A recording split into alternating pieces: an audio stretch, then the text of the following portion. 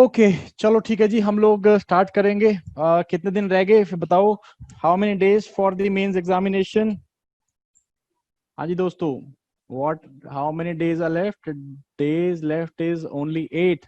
8 दिन रह गए हैं आपके एग्जामिनेशन के लिए, and I know all of you are very very excited. ठीक है जी, बहुत एक्साइटेड हो, बड़ा मजा चल रहा है। 8 दिन रह गए अपने, और आप जो है पेपर में बैठने वाले हैं। ठीक है, ये बात बोलने से पहले मैंने सुबह सुबह एचपीपीएससी की वेबसाइट चेक की थी कि उसमें कोई नोटिफिकेशन कुछ ऐसा आ तो नहीं रहा है कि नहीं। अगेन अखबारों में बड़ी हलचल चली हुई है कि पेपर होगा कि नहीं होगा। अगेन सारा जो है ये चल रहा है कि हम लोगों ने पिटीशन भी डाल दिया है, गवर्नमेंट ना कर रही है, ऑल दोस काइंड ऑफ अफवाहें भी उड़ रही हैं, और थोड़ी बहुत सच भी हैं, थोड़ी बहुत अफवाहें भी है, बट ये सारी चीजें जो है उड़ रही हैं। ठीक है, सो ये जो है this is going to happen, और समझने की कोशिश करो कि इस सब से अपना कोई लेना देना नहीं है। एक सीरियस एस्पिरेंट इस टाइम पे बैठ के क्या कर रहा है? वो तैयारी कर रहा है। उसको जो है अपने पेपर से मतलब है, बाकी सारे गए तेल लेने। अगर आ गया पेपर में एक्सटेंडेड होने का नोटिफिकेशन या सस्पेंशन का नोटिफिकेशन, फिर देखेंगे बाद में। But right now a serious aspirant is doing what he needs to do, that is कि वो अपने पेपर के लिए जो है लास्ट मिनट प्रिपरेशन कर रहा है, लास्ट मिनट जो है रिवीजन कर रहा है। और मैं ये सोच रहा हूँ कि most of you are doing the same. आप भी वही वही कर रहे हो कि अपना प्रिपरेशन के ऊपर फोकस रखा हुआ है, and you are not entering into chittering and chattering कि भाई यहाँ पे वो हो जाए, वहां पे ऐसा हो जाए। ये हम लोगों का काम नहीं है। This is HPPSC's work.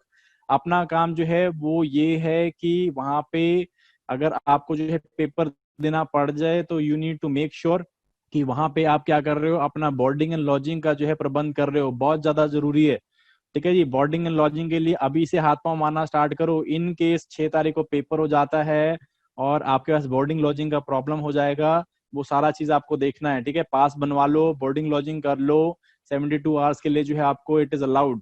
ठीक है, कोई क्वारंटीन नहीं होना है। मतलब एचपीपीएससी अगर कुछ सोच रहा है कि हम लोग पेपर लेंगे तो कुछ प्रिपरेशन करके बैठे हुए हैं। ठीक है ना। सो अगेन वैसे भी आर्मी पर्सन जब चेयरमैन होते हैं तो ऐसा ही होता है, मतलब स्ट्रेट टू द पॉइंट कि ये लेना है तो लेना है टाइप।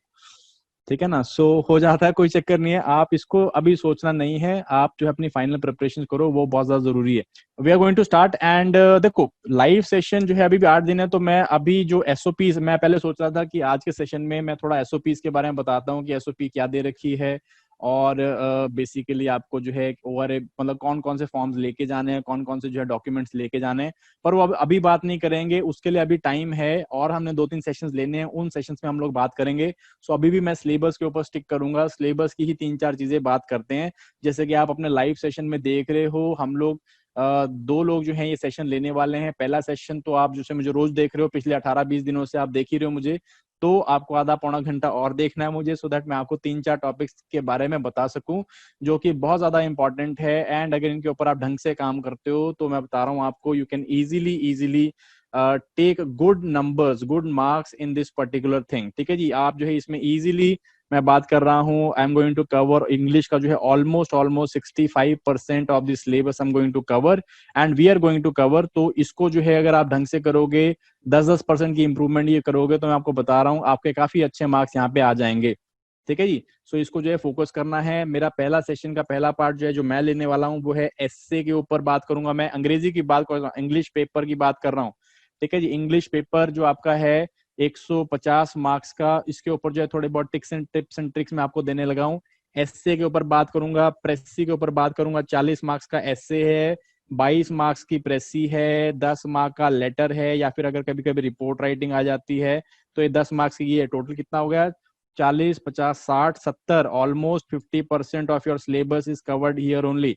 50% सिलेबस है, सबसे कम टाइम इस पे लगता है, 50% सिलेबस है। ठीक है नहीं, चलो सबसे कम टाइम तो नहीं लगता है, बट अगेन इसके ऊपर जो है अगर आप अच्छे से वर्कआउट करते हो, ठीक मार्क्स ले लेते हो, तो इंग्लिश में अच्छे मार्क्स आ जाएंगे। अंग्रेजी देखो, जीएस तो सबका एक जैसे होने वाला है, कुछ बहुत एक्सेप्शनल स्टूडेंट होते हैं जीएस में जो बहुत जबरदस्त काम करते हैं, उनको तो भूल जाओ। हम लोग अपने आप को एवरेज स्टूडेंट मान मान के चलते हैं। जीएस में जो है आप एवरेज 89-90 मार्क्स ले लोगे। ठीक है, मैं वो अपने मार्क्स बूस्टर वाले सेशन में भी यही बताता रहा हूँ कि आप 89-90 मार्क्स तो ले ही लोगे, इसमें कोई वो नहीं है। ठीक है, गेम आती है जो 110 के आसपास में मार्क्स ले रहे हैं, ये लोग जो है एक्सेप्शनल है, इन्होंने काफी अच्छी तैयारी करी हुई है। एचएस वाले हैं, पहले यूपीएससी की तैयारी करी होगी या फिर एचएस की तैयारी कर रहे होंगे और एचपीएलआईट भी दे रहे हैं। ठीक है। सो 110 वाले जो हैं इनके साथ कंपटीशन है हम लोग का, एंड मैटर फैक्ट आप में से कई 110 वाले भी होंगे जिन्होंने पिछले साल भी पेपर दिए हैं। तो 110 जो है यहाँ पे हम लोग मारना है, तो अपने 89 90 तो हम लोग मार सकते हैं।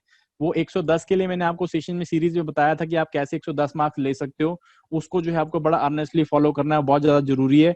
फिर आते हैं एसए की बात। अगर एसए में अगर आप इसको जो है अंग्रेजी वाले में ऑलमोस्ट आप 10 से 15 मार्क्स ऊपर ले सकते हो, आपका सिलेक्शन का चांस बन जाता है यहाँ पे, ठीक है। इस चीज को हम लोग जो है यहाँ पे डिस्कस करने वाले हैं। एंड चलिए स्टार्ट करते हैं। फिर हम लोग कभी देरी किस बात की है, आगे जितने बच्चों ने आना था, ठीक है, जिसका भला होगा हो जाएगा। चलो करते हैं हम लोग start. So this is basically live session 1, live session first हम लोग स्टार्ट करने लगे हैं। एंड पहला चीज जो मैं बात करने वाला हूँ है प्रेसी के बारे में। देखो हम लोग टेस्ट सीरीज भी लेके हटे हैं, और मेरे पास like around 140 people are there जिन्होंने टेस्ट सीरीज जो है ज्वाइन कर रखा है। फिर 150 प्लस ही है टेस्ट सीरीज ज्वाइन कर रखा है, प्लस देयर आर मेनी जो मुझे जो है प्रेसी लिख के दिखा रहे हैं। Guys I am telling you, you are doing blunders, blunders कर रहे हो प्रेसी में। मतलब अगर आप इस तरह की प्रेसी लिखोगे तो मैं आपको 10 मार्क्स भी नहीं दूंगा, 10 से 11 मार्क्स भी नहीं मिलने वाले आपको, ठीक है जी। प्रेसी जो है it is very very easy as well as very very difficult. अगर आप इसे ढंग से समझोगे नहीं तो आप प्रेसी ढंग से कर नहीं सकते हो, ठीक है ना। समझने की कोशिश करो। अगर आप सीधा प्रेसी को ये समझ लोगे कि ये पैसेज पढ़ना है और इस पैसेज को लिख देना है, कुछ जो वर्ड यहाँ से निकालने हैं, कुछ सेंटेंस निकालने, सीधा कॉपी पेस्ट वहां पे कर देने, तो ऐसे प्रेसी नहीं लिखी जाती है। ऐसे तो प्रेसी में आपको 5-6 मार्क्स भी नहीं मिलेंगे, ठीक है। सो मेक श्योर आपको क्या करना है कि आपको प्रेसी के ऊपर थोड़ा सा हार्डवर्क करना है। कैसे करना है मैं आपको अभी बताने लगा हूँ। पहली बात, प्रेसी होती क्या है इसको समझने की कोशिश करो। जो प्रेसी है वो क्या है, it's a short summary of a paragraph. ये पैराग्राफ आपको दिया होता है, आपको अराउंड 300 वर्ड के आसपास का पैराग्राफ दिया होता है। इस पैराग्राफ को आपको शॉर्ट फॉर्म में लिखना है। शॉर्ट फॉर्म कितना, ऑलमोस्ट 1/3 वर्ड, ये होता है रूल, ठीक है। रूल क्या है आपका, 1/3 में इसको आपको लिखना है। दैट मीन्स अराउंड अगर 300 वर्ड का है तो अराउंड 100 से 120 वर्ड के अंदर अंदर आपको अपनी प्रेसी को खत्म करना है। प्रेसी का मतलब है कि बेसिकली जो पैराग्राफ आपको दिया हुआ है उसकी आपको शॉर्ट समरी लिखनी है। अब शॉर्ट समरी का मतलब ये नहीं कुछ आपने सेंटेंस छोड़ दिए, कुछ आपको सेंटेंस इंपॉर्टेंट लगे तो आपने एज इट इज लिख दिया, ऐसा नहीं करना है, ठीक है जी। It's a miniature portrait of the passage. Passage का जो है एक मिनिएचर पोर्ट्रेट है। इस प्रेसी को देख के पता चलना चाहिए कि उस पर्टिकुलर पैसेज में था क्या, उसका बेसिक एसेंस, उसके एसेंशियल पॉइंट्स, उसका मूड, ऑथर का उसका टोन जो है जिसने पैसेज लिखा हुआ है, वो सारा एसेंस आपके प्रेसी में आना चाहिए। अगर वो प्रेसी में नहीं आएगा तो आपको कभी अच्छे मार्क्स नहीं मिलेंगे प्रेसी में, ठीक है। मेक श्योर क्या करना है, एसेंशियल पॉइंट्स वहां पे आने चाहिए, मूड और टोन ऑथर का जो है वो इसके अंदर झलकना चाहिए आपका, ठीक है जी। और ये सब करने के लिए जो है व्हाट यू रिक्वायर स्किल। और स्किल जो है दो चीजों से डेवलप होता है। पहली बात, पहला चीज जो है know how to do it, ठीक है। हाउ पता होना चाहिए, what are the basic steps that you need to take. Second is practice, ठीक है जी। ये जो दो चीजें जब आप कंबाइन करते हो तभी आपका स्किल डेवलप होता है। अब स्किल डेवलप करने के लिए अपने को क्या करना है, good precis should have these following aspects. ये एस्पेक्ट होने चाहिए आपके। पहला एस्पेक्ट है it should be precise and clear. जितना प्रिसाइज लिख सकते हो उतना प्रिसाइज लिखना है, जितना क्लियर टू दी पॉइंट लिख सकते हो उतना क्लियर टू दी पॉइंट आपको लिखना ही है, ठीक है।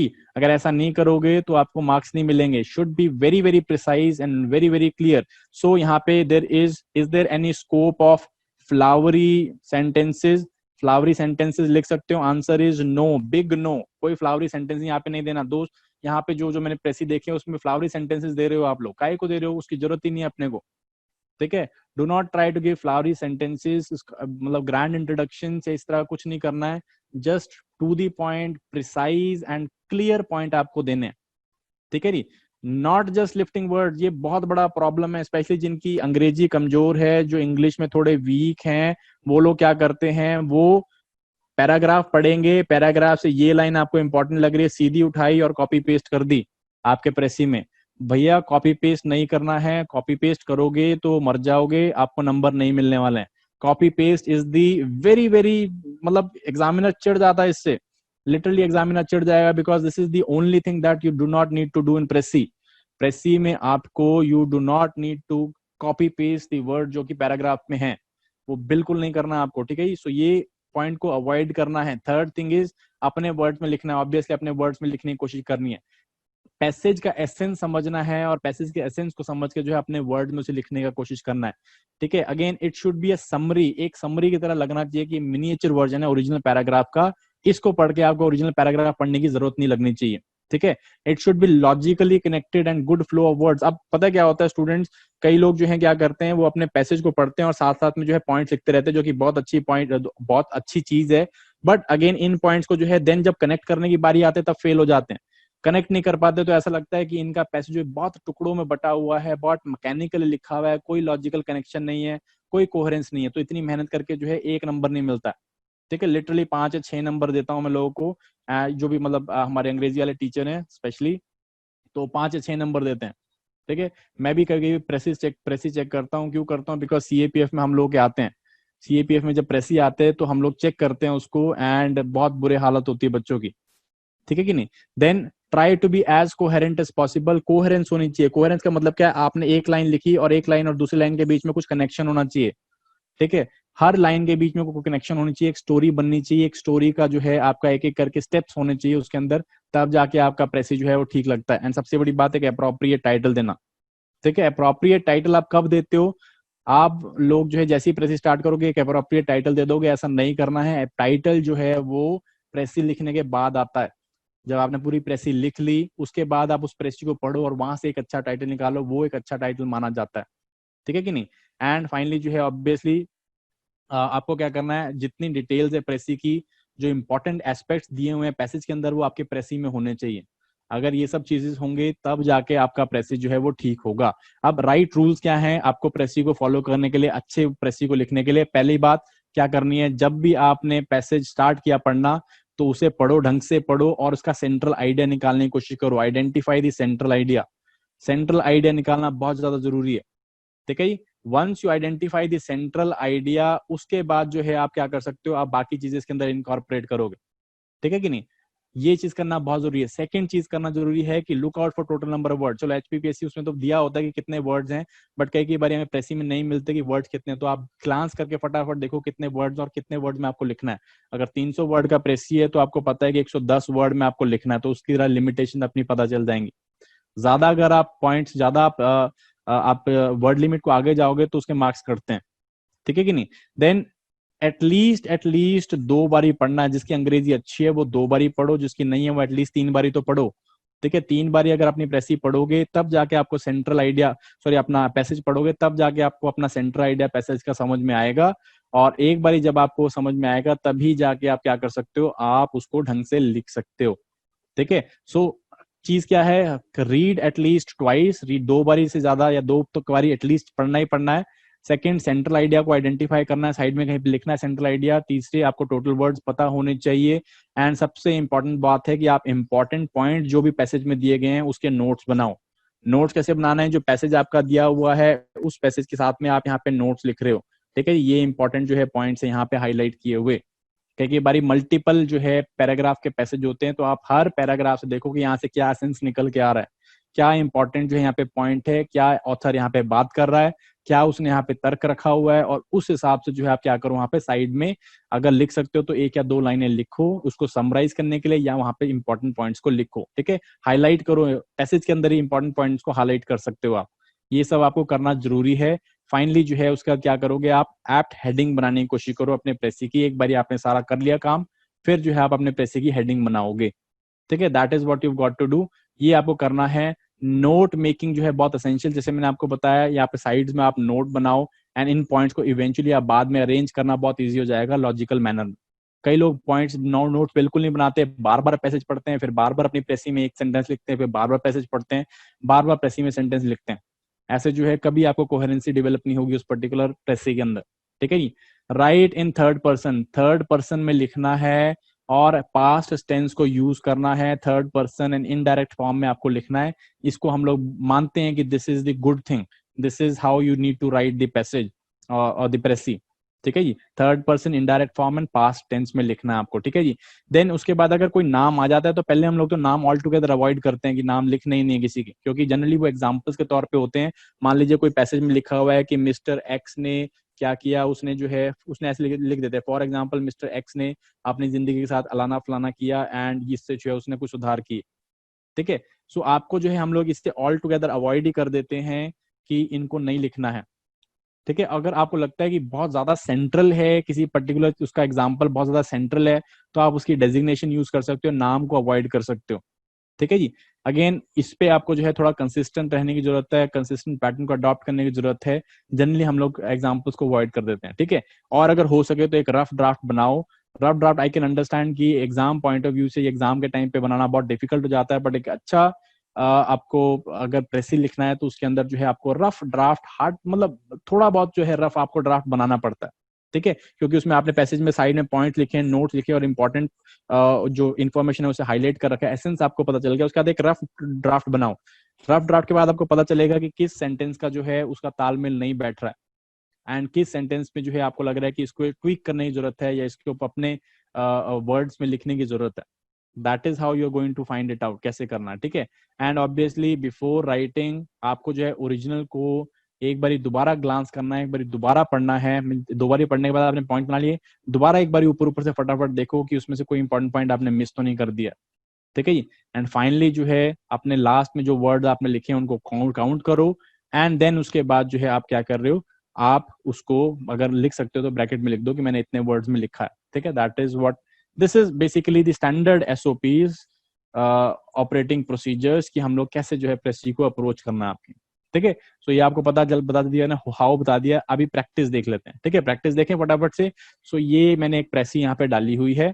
आई होप आपको ये प्रेसी यहाँ पे दिख रही होगी। दिख रही है कि नहीं दिख रही सबको? प्लीज राइट यस और नो। यस सर, पढ़ी जा रही है तो प्लीज इसको पढ़ो फटाफट से। This is a 330 word precis, इसको पढ़ो, ठीक है जी। I am giving you 5 minutes और 6 मिनट्स और 10 मिनट जो भी लेना, आपको 5 मिनट देता हूं मैं आपको। आप इस प्रेसी को पढ़ो, एंड इस प्रेसी को सिर्फ पढ़ना है आपको, बस एक बार जल्द फटाफट से गो थ्रू कर लो। एंड अगर हो सके, अगर कॉपी लेके बैठे हो, अगर नहीं लेके बैठे हो सेशन में कॉपी तो बहुत गलत बात है। कॉपी लेके बैठो एंड कॉपी लेके फटाफट जो है पॉइंट्स बनाने की कोशिश करो इसके। पढ़ लिया सब लोगों ने? चलो वंडरफुल। तो हम लोग थोड़ा सा देखते हैं, जिन्होंने नहीं भी पढ़ा कोई चक्कर नहीं है। इतना कुछ हो नहीं है अपने पास, मैं आपको थोड़ा बहुत अब यहाँ पे बस एक्सप्लेन करना है, ठीक है ना, what is happening now. Let us see what is happening. क्या हुआ, देखो यहाँ पे क्या लिखा हुआ है। 330 वर्ड का ये प्रेसी है, और एग्जैक्टली ऐसे ही प्रेसी आपको अपने उसमें मिलेंगे। दिस इज, अगर मैं जनरली बात करूँ डिफिकल्टी के लेवल में, तो this is kind of an easy precis. Easy है क्यों? इसमें पैराग्राफ्स, अलग अलग पैराग्राफ्स नहीं है, और बहुत ही simple to the point straight बात करी हुई है। कोई जो है फ्लावरी आपको जो है ट्विस्टेड वर्ड्स को यूज नहीं किया हुआ, तो सिंपल वो है, सिंपल प्रेसी है। तभी मैंने 5 मिनट दिया आपको थोड़ा समझने के लिए। बस मेरा पॉइंट क्या था कि सेंट्रल थीम आपको बताना कि आपको कैसे करना है, ठीक है। यहाँ से ध्यान से सुनो आप लोग, ठीक है। अगेन इधर देखो, इसमें क्या लिखा हुआ है, there is an enemy beneath our feet. आपने पहले 4-5 सेंटेंसेस में देखो यहाँ पे क्या बात हो रही है, ठीक है। तो यहाँ पे इन्होंने जो है इंट्रोड्यूस किया है कि जो अर्थक्वेक्स हैं they are the biggest threat to the mankind, है कि नहीं। इसमें इन्होंने ये बात किया यहाँ से लेके अराउंड यहाँ तक, है ना। ये देखो यहाँ से लेके यहाँ तक जो है इन्होंने क्या बात करी है। यहाँ पे इन्होंने ये बताया है बेसिकली कि जो अर्थक्वेक्स हैं they are the biggest threat to the mankind, है कि नहीं। बताया पहला पॉइंट, पहले पैराग्राफ में, पहला जो है एस्पेक्ट में आपको ये पता चल रहा है बिगेस्ट थ्रेट जो है मैनकाइंड का क्या है, वो आपका अर्थक्वेक है। यहाँ पे जो है साइंटिस्ट क्या कह रहे हैं, साइंटिस्ट जो है इसको कम्बैट करने के लिए जो है काम करने की कोशिश कर रहे हैं। मीन्स किसी तरह से वो जो है अर्थक्वेक को डिटेक्ट कर लें और क्या कर सकें, वो इंसान के जो जानो माल का खतरा है उसको बचा सकें।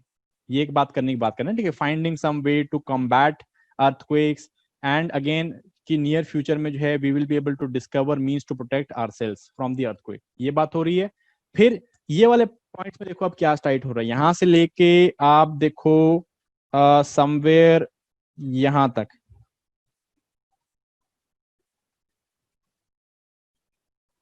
इस पॉइंट में देखो क्या हो रहा है, यहां से लेके यहां तक। अब यहाँ पे दो एस्पेक्ट निकल के आ रहे हैं जितना मुझे दिख रहा है। पहला एस्पेक्ट है जनरल।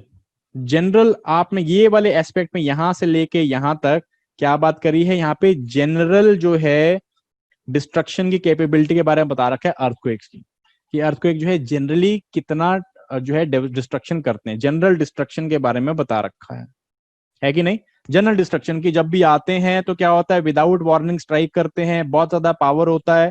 अगर एक सिटी में गिरे तो क्या होता है, उसे विलेज में बदल के रख देती है, आग लग जाती है, रेलवे टूट जाती हैं, बिल्डिंग्स कलैप्स हो जाती हैं, डैम्स बस्ट हो जाते हैं, माउंटेन्स में गिरे तो एवलांचेस आ जाते हैं, तो जनरल बताया हुआ है, ठीक है। अर्थक्वेक्स के यहाँ पे इफेक्ट बताए हुए हैं, तो आपको ये पता चल गया एक ये जो है थीम है इसका, एक ये है।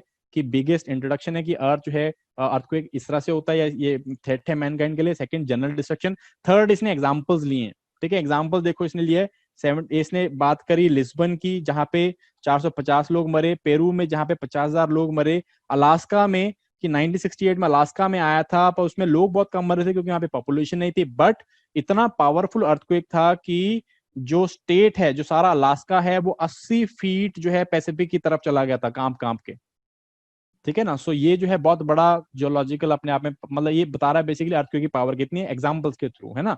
एंड फाइनली ये पैराग्राफ में यहां से लेके यहां तक में देखो आपको क्या मिलेगा। यहाँ पे अगेन वही साइंटिस्ट के ऊपर दोबारा आ रहा है ऑथर की, साइंटिस्ट क्या कर रहे हैं, बहुत बड़ी प्रॉब्लम फेस कर रहे हैं कि हम लोग डिटेक्ट नहीं कर सकते इसको अर्ली, और हम लोग जो है इसको रिसिस्ट नहीं कर सकते, सॉरी, हम लोग इसके जो है जब भूकंप आता है तो उसको रिसिस्ट नहीं कर सकते, बस डिटेक्ट कर सकते हैं कि कब आएगा, एंड इससे जो हम लोग प्रिकॉशनरी मेजर्स ले सकते हैं। तो थर्ड जो है वो बेसिकली ये वाला पैराग्राफ आपका, यहाँ से जो स्टार्ट हो रहा है पैराग्राफ, यहाँ से लेके यहाँ तक, ये बेसिकली बात कर रहा है हाउ टू प्रिवेंट, ठीक है जी, प्रिवेंटिव मेजर्स कैसे ले सकते हैं। तो पता चल गया आपको, 4 थीम पॉइंट पता चल गए इसके। अभी इस थीम पॉइंट के हिसाब से देखो, again based on above paragraphs ये 4 थीम पॉइंट बनते हैं। अर्थक्वेक जो है वो डेडलीस्ट एनिमी है मैनकाइंड का, जैसे मैंने आपको बताया। Damage caused by earthquake in general, damage caused by earthquake in particular, means वो पर्टिकुलर सिटीज और स्टेट्स के बारे में बताया हुआ। व्हाट कैन साइंटिस्ट डू, ठीक है। इतने से एग्री करते हो, चारों चीजें मिल रही हैं आपको। अगर आपने चारों चीजें जो है पढ़ने के बाद अपने पैराग्राफ में साइड में लिखी हुई हैं, तो ये प्रेसी आपके लिए बहुत ईजी हो जाएगी, ठीक है। ये आपने जनरल पॉइंट दे दिया कि मैंने अपनी जो प्रेसी है उसमें ये लिखना है फ्रॉम दी पैसेज, ठीक है। अब इसमें आपने क्या करना है, कलरिंग करनी है, मींस इसमें आपने फिल करना है क्या पॉइंट आपको लिखने हैं क्या नहीं लिखने हैं, ठीक है। जैसे पहला पॉइंट है अर्थक्वेक जो है डेडलीस्ट एनिमी, इसमें आप लिख दो कि अर्थक्वेक की स्ट्राइक जो है वो कोई नेशनल बाउंड्री या पॉलिटिकल एफिलिएशन देख के नहीं होती है, ये मैन मेड कोई भी वेपन से सबसे बड़ा है, और साइंटिस्ट इसे कॉम्बैट करने की कोशिश कर रहे हैं। इसके अंडर जो है ये हमने पॉइंट्स देखे हैं, लिखने हैं कि नहीं लिखने हैं वो नहीं अभी पता, पर ये हमने पॉइंट देखे हैं। Similarly damage caused by earthquake in general, without warning strike करता है, प्रिमिटिव सिटीज को जो है विलेज में कन्वर्ट करके या फिर ध्वस्त कर देता है।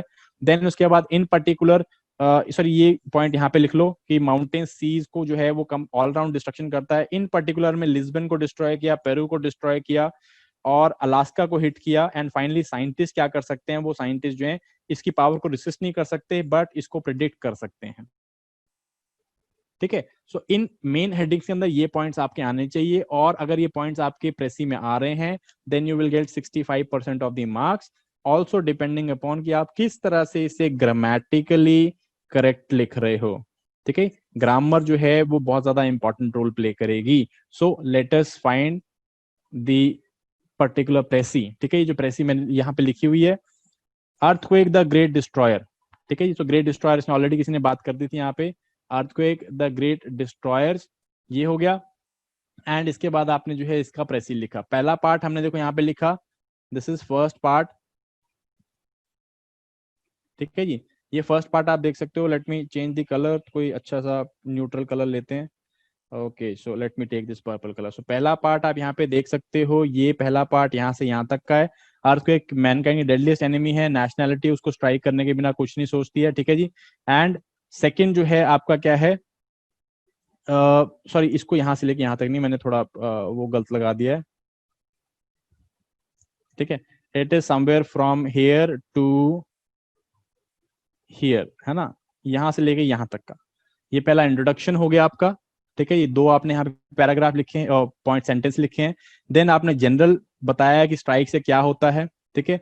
देन आपके बाद जो है आपने पर्टिकुलर बताया है स्ट्राइक से क्या होता है।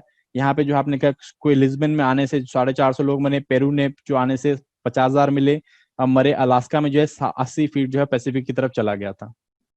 ये लिखने के बाद जो है फिर आपने लास्ट पैराग्राफ स्टार्ट किया कि साइंटिस्ट जो है इसके लिए क्या कर रहे हैं। साइंटिस्ट जो है वो इसका ओरिजिन प्रिडिक्ट करने की कोशिश कर रहे हैं, और प्रिकॉशन के लिए जो है काम करने की कोशिश करिए, ताकि जो है मैन एंड प्रॉपर्टी को सेव किया जा सके। सो अगेन इजी था, 110 वर्ड में लिखा गया। 110 वर्ड में लिखने के बाद जो है आपने इसका पर्टिकुलर टाइटल दिया, ठीक है, it's a great destroyer. Title देने के बाद आपने क्या किया, ये तीनों चारों पैराग्राफ्स को या तीनों चारों पॉइंट्स को सिमुलेट कर दिया, ठीक है जी। अगर आपके पास वर्ड्स का और ज्यादा लिमिटेशन होता तो आप इसको भी यहां से उड़ा सकते थे, एग्जाम्पल्स को जनरली हम उड़ा सकते हैं, बट यहाँ पे जो है सिंस डेवस्टेशन की बात हो रही है, डेवस्टेशन मेन है हाईलाइट यहाँ पे अर्थक्वेक का या फिर पैसेज का, तो आप इसको भी थोड़ा थोड़ा हाईलाइट कर सकते हो यहाँ पे, ठीक है। जैसे लिस्बन में इतना गिरे, पेरू में इतने गिरे, एंड आपका जो है पैसिफिक में ये मतलब अलास्का में ये हुआ, ठीक है। बहुत बढ़िया। ये आप earthquake an invisible enemy, earthquake a great destroyer, earthquake the greatest enemy of mankind, whatever you want to write, मतलब दिस मेक सेंस, है ना, कि जो पैसेज में लिखा हुआ है उसी पैसेज को आप दे रहे हो। जो पैसेज अब देखो, इसमें 60% पैसेज में क्या बात कर रखी है, बेसिकली डिस्ट्रक्शन की बात कर रखी है, अर्थक्वेक की पावर के बारे में बात कर रखी है, तो you right something like this only. अगर ये टॉपिक जो है साइंटिस्ट के ऊपर होता, बहुत सारा जो है कवरेज साइंटिस्ट के ऊपर दिया हुआ था, 60-70% की साइंटिस्ट ये कर रहे हैं, साइंटिस्ट वो कर रहे हैं, तो हम लोग जो है इसको ग्रेट डिस्ट्रॉयर की तरह नहीं दिखाते, हम लोग यहाँ पे कुछ और लिखते हैं, ठीक है ना। हम लोग बेसिकली यहाँ पे इस तरह लिखते हैं, जैसे अर्थक्वेक में हम लोग लिखते द सॉल्यूशन, ठीक है, अर्थक्वेक्स या फिर जो है remedy to a natural disaster, इस तरह से कुछ लिखते हैं हम लोग कि हमें पता चल सके कि हम लोग साइंटिस्ट के ऊपर फोकस कर रहे हैं। लगा पता इतना? अंडरस्टूड? ठीक है जी। सो ये आपकी प्रेसी है। अगेन प्रेसी के ऊपर मैं 4-5 एक्सरसाइज आपको जो है दे दूंगा। You will find them in the groups also, you will find them in your जो आपके पेजेस जहां से आप आए हो वहां पे मैं जो है ये आपके एक्सरसाइज दे दूंगा, 5-6 प्रेसी मैं आपको यहाँ पे दे दूंगा। आप इन प्रेसी को प्रैक्टिस कर सकते हो और इसी चीज को जो मैंने पीछे दिया है, जो पीछे मैंने आपको पॉइंटर्स बताए, इसको आप परफेक्ट कर सकते हो यहाँ पे। अंडरस्टूड? लगा पता? फिर हम लोग चलते हैं सेकेंड पार्ट की तरफ, दैट इज लेटर्स। लेटर्स के ऊपर बात करते हैं, ठीक है जी। So when we talk of letters, letter जो है व्हाट इट इज, 150 वर्ड्स में आपको लिखना है, ऑलमोस्ट 150 वर्ड में आपको लिखना है, और 10 मार्क्स का ये लेटर है, ठीक है। 150 to 180 वर्ड, इससे ज्यादा नहीं लिखना है, क्योंकि फिर इसमें जो है टाइम काफी लग जाएगा आपका, और आप आगे जो है अपने पेपर को पूरा नहीं कर पाओगे। तो अभी एचपी अलाइड में जो है इतना ज्यादा टाइम का इशू नहीं होता, इंग्लिश के पेपर को लेके ज्यादा लेंथी नहीं आता है, बट यू नेवर नो, ठीक है ना, कि अगर लेंथी डाल दिया आपको, तो you need to make sure कि आप कितना टाइम जो है लेटर में डिवोट कर रहे हो। 150 to 180 वर्ड थोड़ा सोचोगे तो आपको जो है अराउंड 6-7 मे बी 8 और 10 मिनट्स मैक्सिमम जो है आप लेटर पे दे सकते हो अपने, ठीक है। सो कंटेंट, बेसिकली सबसे पहले हमने देखना कंटेंट क्या होना चाहिए लेटर का। सबसे पहले आपको क्या करना है, लेटर को रीड प्रॉपरली। आपको जितनी भी अंग्रेजी की चीजें हैं, जितने भी आपको, जैसे मैं जो चीजें डिस्कस कर रहा हूँ, प्रेसी हो गया, लेटर हो गया, आगे ऐसे डिस्कस करूंगा या रिपोर्ट डिस्कस करूंगा, सब में बहुत इंपॉर्टेंट चीज है that you need to understand the question very properly, ठीक है। उसको बार बार पढ़ो, 3-4 बारी पढ़ो। मैटर ऑफ फैक्ट मैं जीएस में भी यही बोलता हूँ कि 3-4 बारी पढ़ने की जरूरत है। उसके बाद जो है आप अपना आंसर को लिखना स्टार्ट करो, क्योंकि तब आपको जो है सेंट्रल थीम पता चल जाएगा आपके टॉपिक का, ठीक है जी। Then second important thing is right pattern follow करना लेटर में। राइट पैटर्न बहुत ज्यादा इंपॉर्टेंट है, पैटर्न को लेके कंफ्यूज नहीं होना। लेफ्ट साइड में लिखना है आपको, लेफ्ट साइड में ही लिखना है आपको, एंड अगेन जो है एक करेक्ट पैटर्न आपको यूज करना है। Understood? Then structure and coherence. Letter में सबसे ज्यादा इंपॉर्टेंट चीज जो देखी जाती है स्पेशली इंग्लिश के लेटर में, वो है आपकी ग्रामर और आपका जो है सेंटेंसेस, और आपके जो है किस तरह से आप इस पे एक कोहेरेंस लेके आ रहे हो। कोहेरेंस का मतलब क्या होता है? कोहेरेंस का मतलब होता है कि एक तरह, एक जैसा फ्लो निकल रहा है, ठीक है ना, एक तरह का फ्लो निकल रहा है, एक जैसा फ्लो निकल रहा है, और आपको ऐसा लग रहा है कि आप टुकड़े टुकड़ों में लिख रहे हो, टूटा टूटा जो है आपका राइट अप नहीं दिखना चाहिए, तो इसे हम कोहेरेंस बोल देते हैं, ठीक है जी। देन उसके बाद हमेशा जो है स्ट्रक्चर करना है अपने आंसर को, कोहेरेंस के साथ स्ट्रक्चर लेके आना है। जब कोहेरेंस कब आएगी? जब आपने स्ट्रक्चर बनाया हुआ अपने लेटर का। स्ट्रक्चर में क्या लिखोगे? स्टार्टिंग का पैराग्राफ हमेशा इंट्रोड्यूस करने के लिए होता है, जो भी सेंट्रल थीम दिया हुआ है। जैसे आपने अपने दोस्त को लिखना है कि उसके जो है करियर में सक्सेस के लिए आप उसको लेटर लिख रहे हो, तो आप स्टार्टिंग में लिखोगे, उसके बारे में इंट्रोड्यूस करोगे कि मुझे जो है जान के बहुत खुशी हुई कि तू बहुत आगे चल रहा है, या you are doing very good in your career, and I recently came across your book, it was very nice, अगर राइटर है तो, और I recently came across your interview on TV and I felt very proud that you are doing very good in your career, है ना। तो ऐसे कुछ करके जो है आपको इंट्रोडक्शन देना है, that means you are introducing the topic to the examiner, ऐसे करना है, ठीक है। सेकंड में जो आप क्या करोगे, फिर उसके बाद आप पैरा चेंज कर लो। पैरा चेंज करने के बाद जो है आप यहाँ पे क्या लिख रहे हो, बेसिकली अपने सजेशंस दे रहे हो, या जो मेन आप जो चीज बात करना चाहते हो वो करोगे, ठीक है जी। फॉर इंस्टेंस अगर उसको कुछ सलाह देनी है आपको अपने दोस्त को कि भाई, जैसे मैंने हम लोग अपने टेस्ट सीरीज में डाला था कि 10वीं का जो पैटर्न चेंज हुआ है फ्रॉम बोर्ड टू ग्रेड्स, ठीक है, ग्रेड का जो पैटर्न चेंज हुआ है, उसके बारे में आपको अपने छोटे भाई के बारे को एक लेटर लिखना है। तो उसमें आप क्या लिखोगे कि भाई हम लोग जो है पहले, या वी वर दी फर्स्ट जिन्होंने जो है इस तरह का पैटर्न देखा, इस पैटर्न के, उसके बाद आप लिखोगे इस पैटर्न की ये अच्छाइयां हैं, ये बुराइयां हैं, और मैं आपको सजेस्ट करता हूं कि आप इस तरह से इसको फॉलो करो। लगा पता? सो ये चीज जो है आपको करना है, सजेशंस देनी है, अपनी डिमांड्स रखनी है।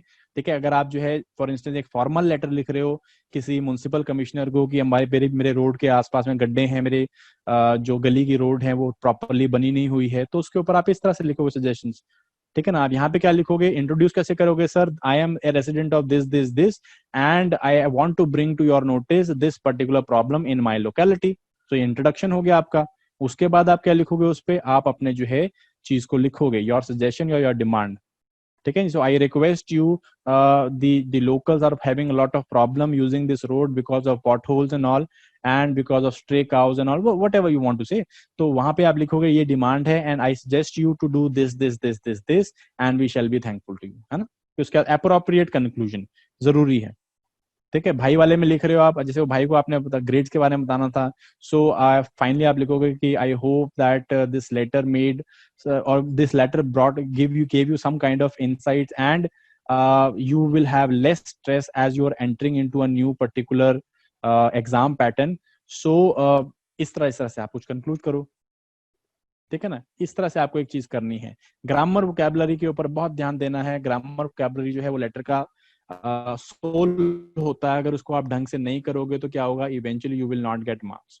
स्पेलिंग वेरी वेरी आपको जो है पर्टिकुलर करना है। अगर स्पेलिंग नहीं ठीक लगोगे तो you will not get marks. ठीक है, फ्लावरी वर्ड्स और फ्रेजेस को ना यूज करो, कोई जरूरत नहीं है। कभी लेटर में लिखते हो आप किसी अपने भाई को या म्युनिसिपल कम्युनिटी लिख रहे हो तो उसमें फ्लावरी वर्ड यूज कर रहे हो, ये नहीं यूज करने हैं। ठीक है, ये सिर्फ आप एसए में यूज कर सकते हो, वो भी जब आपकी कमांड हो इस पर्टिकुलर लैंग्वेज में, वरना नहीं यूज करना है। Simple to the point straight आपको सेंटेंसेस लिखने हैं, ऐसे यूज करो उनको।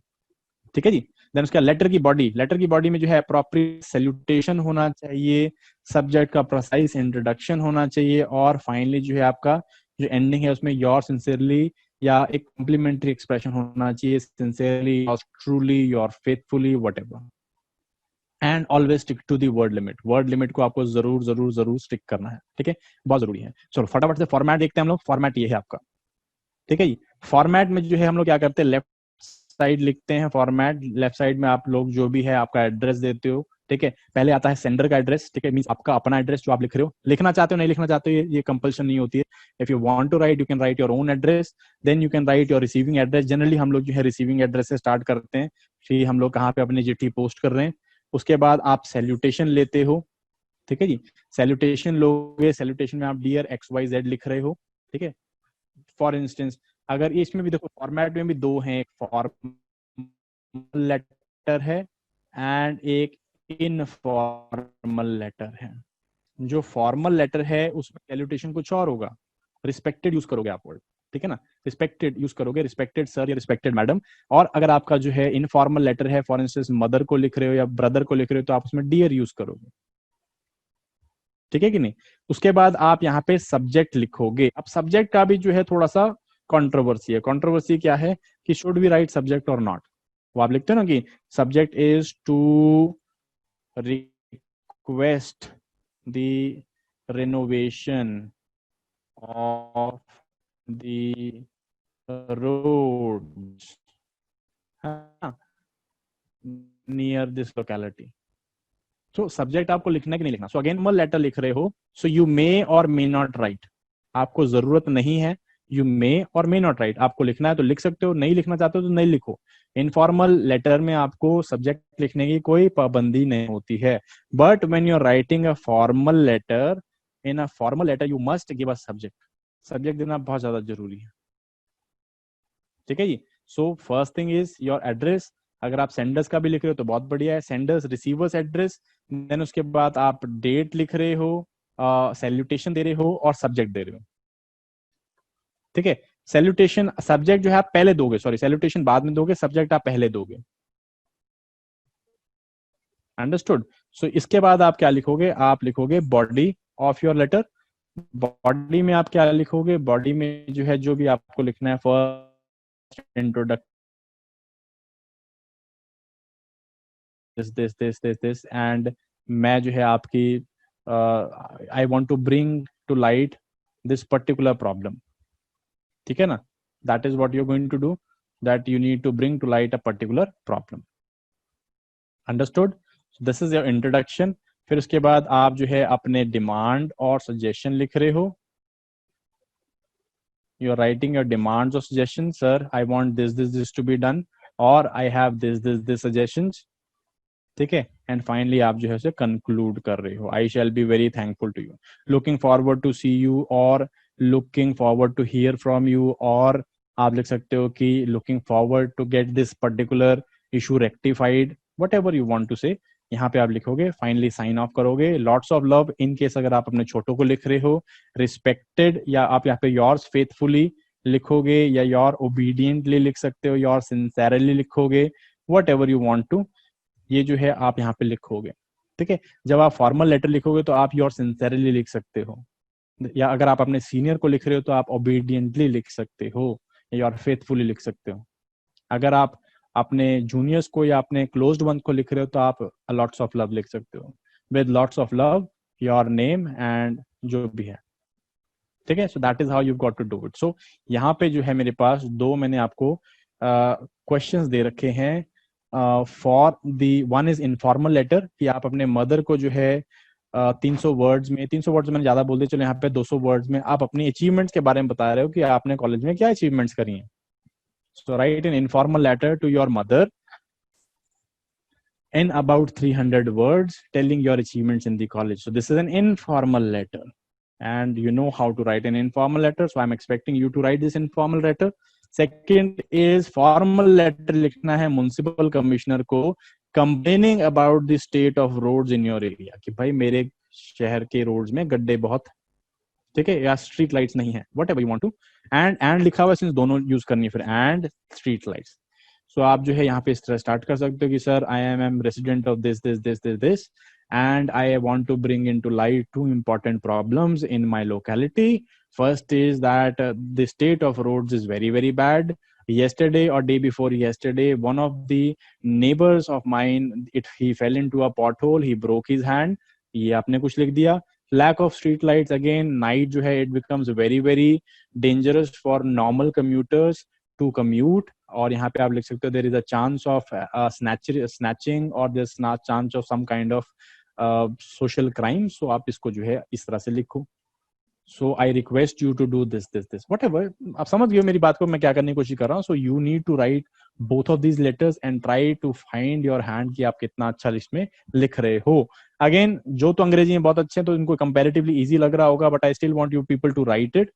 इसको लिखने की कोशिश करो। जो लोग अंग्रेजी में थोड़े कच्चे हैं उनके लिए मैं आपको बेस्ट एडवाइस दे रहा हूँ, राइट सिंपल शॉर्ट सेंटेंसेस, ठीक है। शॉर्ट सेंटेंस का मतलब है आपने सेंटेंस स्टार्ट किया, कॉमा, उसको फिर एक और एक्सटेंड किया, कॉमा, उसको फिर और एक्सटेंड किया, कॉमा, उसको एक और एक्सटेंड किया, ऐसे नहीं करना। Try to have one sentence और मैक्सिमम वन कॉमा एंड दो सेंटेंस का मिक्सचर, मीन्स दो सेंटेंस को एक सेंटेंस में लिखना। बड़े सेंटेंसेस मत लिखने की कोशिश करो, सारी इंफॉर्मेशन को एक सेंटेंस में डालने की कोशिश मत करो। स्पेशली दोज जो कर सकते हैं, जो कमांड रखते हैं अपनी लैंग्वेज में, उनके लिए तो बहुत बढ़िया है। जो नहीं कर सकते हैं, डू नॉट डू इट।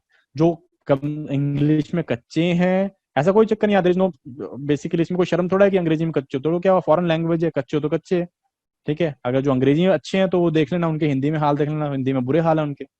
ऐसा कभी नहीं सोचना कि आप जो है कच्चे हैं पक्के हैं। जो आपका शॉर्ट कमिंग्स है उसको आपको छुपाना है, ठीक है। या तो ठीक कर सको ठीक कर लो, नहीं तो छुपाओ। छुपाना कैसे? मेक श्योर कि आप जो फॉर्मेट है उसे बहुत क्लीनली लिख रहे हो। तो कम से कम फॉर्मेट के तो अच्छे नंबर मिल रहे हैं आपको। फॉर्मेट क्लीनली लिखो एंड उसके बाद सिंपल शॉर्ट सेंटेंसेस लिखो। स्टार्टिंग 3-4 स्टार्टिंग्स बना के रखो अपनी फॉर्मल लेटर के लिए, एंड 3-4 स्टार्टिंग्स बना के रखो अपनी इनफॉर्मल लेटर के लिए। आना ही आना है ना, तो ये तो आना ही 10 मार्क्स में आना ही है। सो 3-4 कितना टाइम लगेगा आपको? हार्डली 10-15 मिनट लगेंगे। 3-4 इंट्रोडक्शंस आप अपने इनफॉर्मल लेटर के, 3-4 इंट्रोडक्शंस अपने फॉर्मल लेटर के, उनको याद कर लो, ठीक है। वहां जाके सीधा वही चिपकाना है। उसके बाद अपने सजेशन जो है वो आप जैसे मर्जी लिखो। फाइनली कंक्लूजन भी याद कर लो फॉर्मल लेटर के कि I hope that this request will be, और I hope that this particular thing will be rectified soon, या इसको हम लोग जो है इस तरह से आप ठीक कर देंगे, और हम लोग जो है लोकेलिटी वाले आपसे we shall be very thankful to you. फिर उसके बाद योर ओबीडियंटली एक्सवाइजेड। तो कंक्लूजन एंड इंट्रोडक्शन दो सारे लेटर्स के ऑलमोस्ट सेम होते हैं, तो दो दो तीन तीन जो है आप इसके टेम्पलेट बना के अपने पास रख लो, आपको जो है बहुत बेनिफिट होएगा। बीच में जो है कुछ नहीं होता, गचड़ पचड़ कर लेंगे, अगर नहीं आपको बहुत ज्यादा चीज आ रही तो गचड़ पचड़ कर लेना, कुछ नहीं होता। बट अगेन आपको क्या करना है, आपको इस चीज को ठीक करना है, ठीक है। I hope this is understood.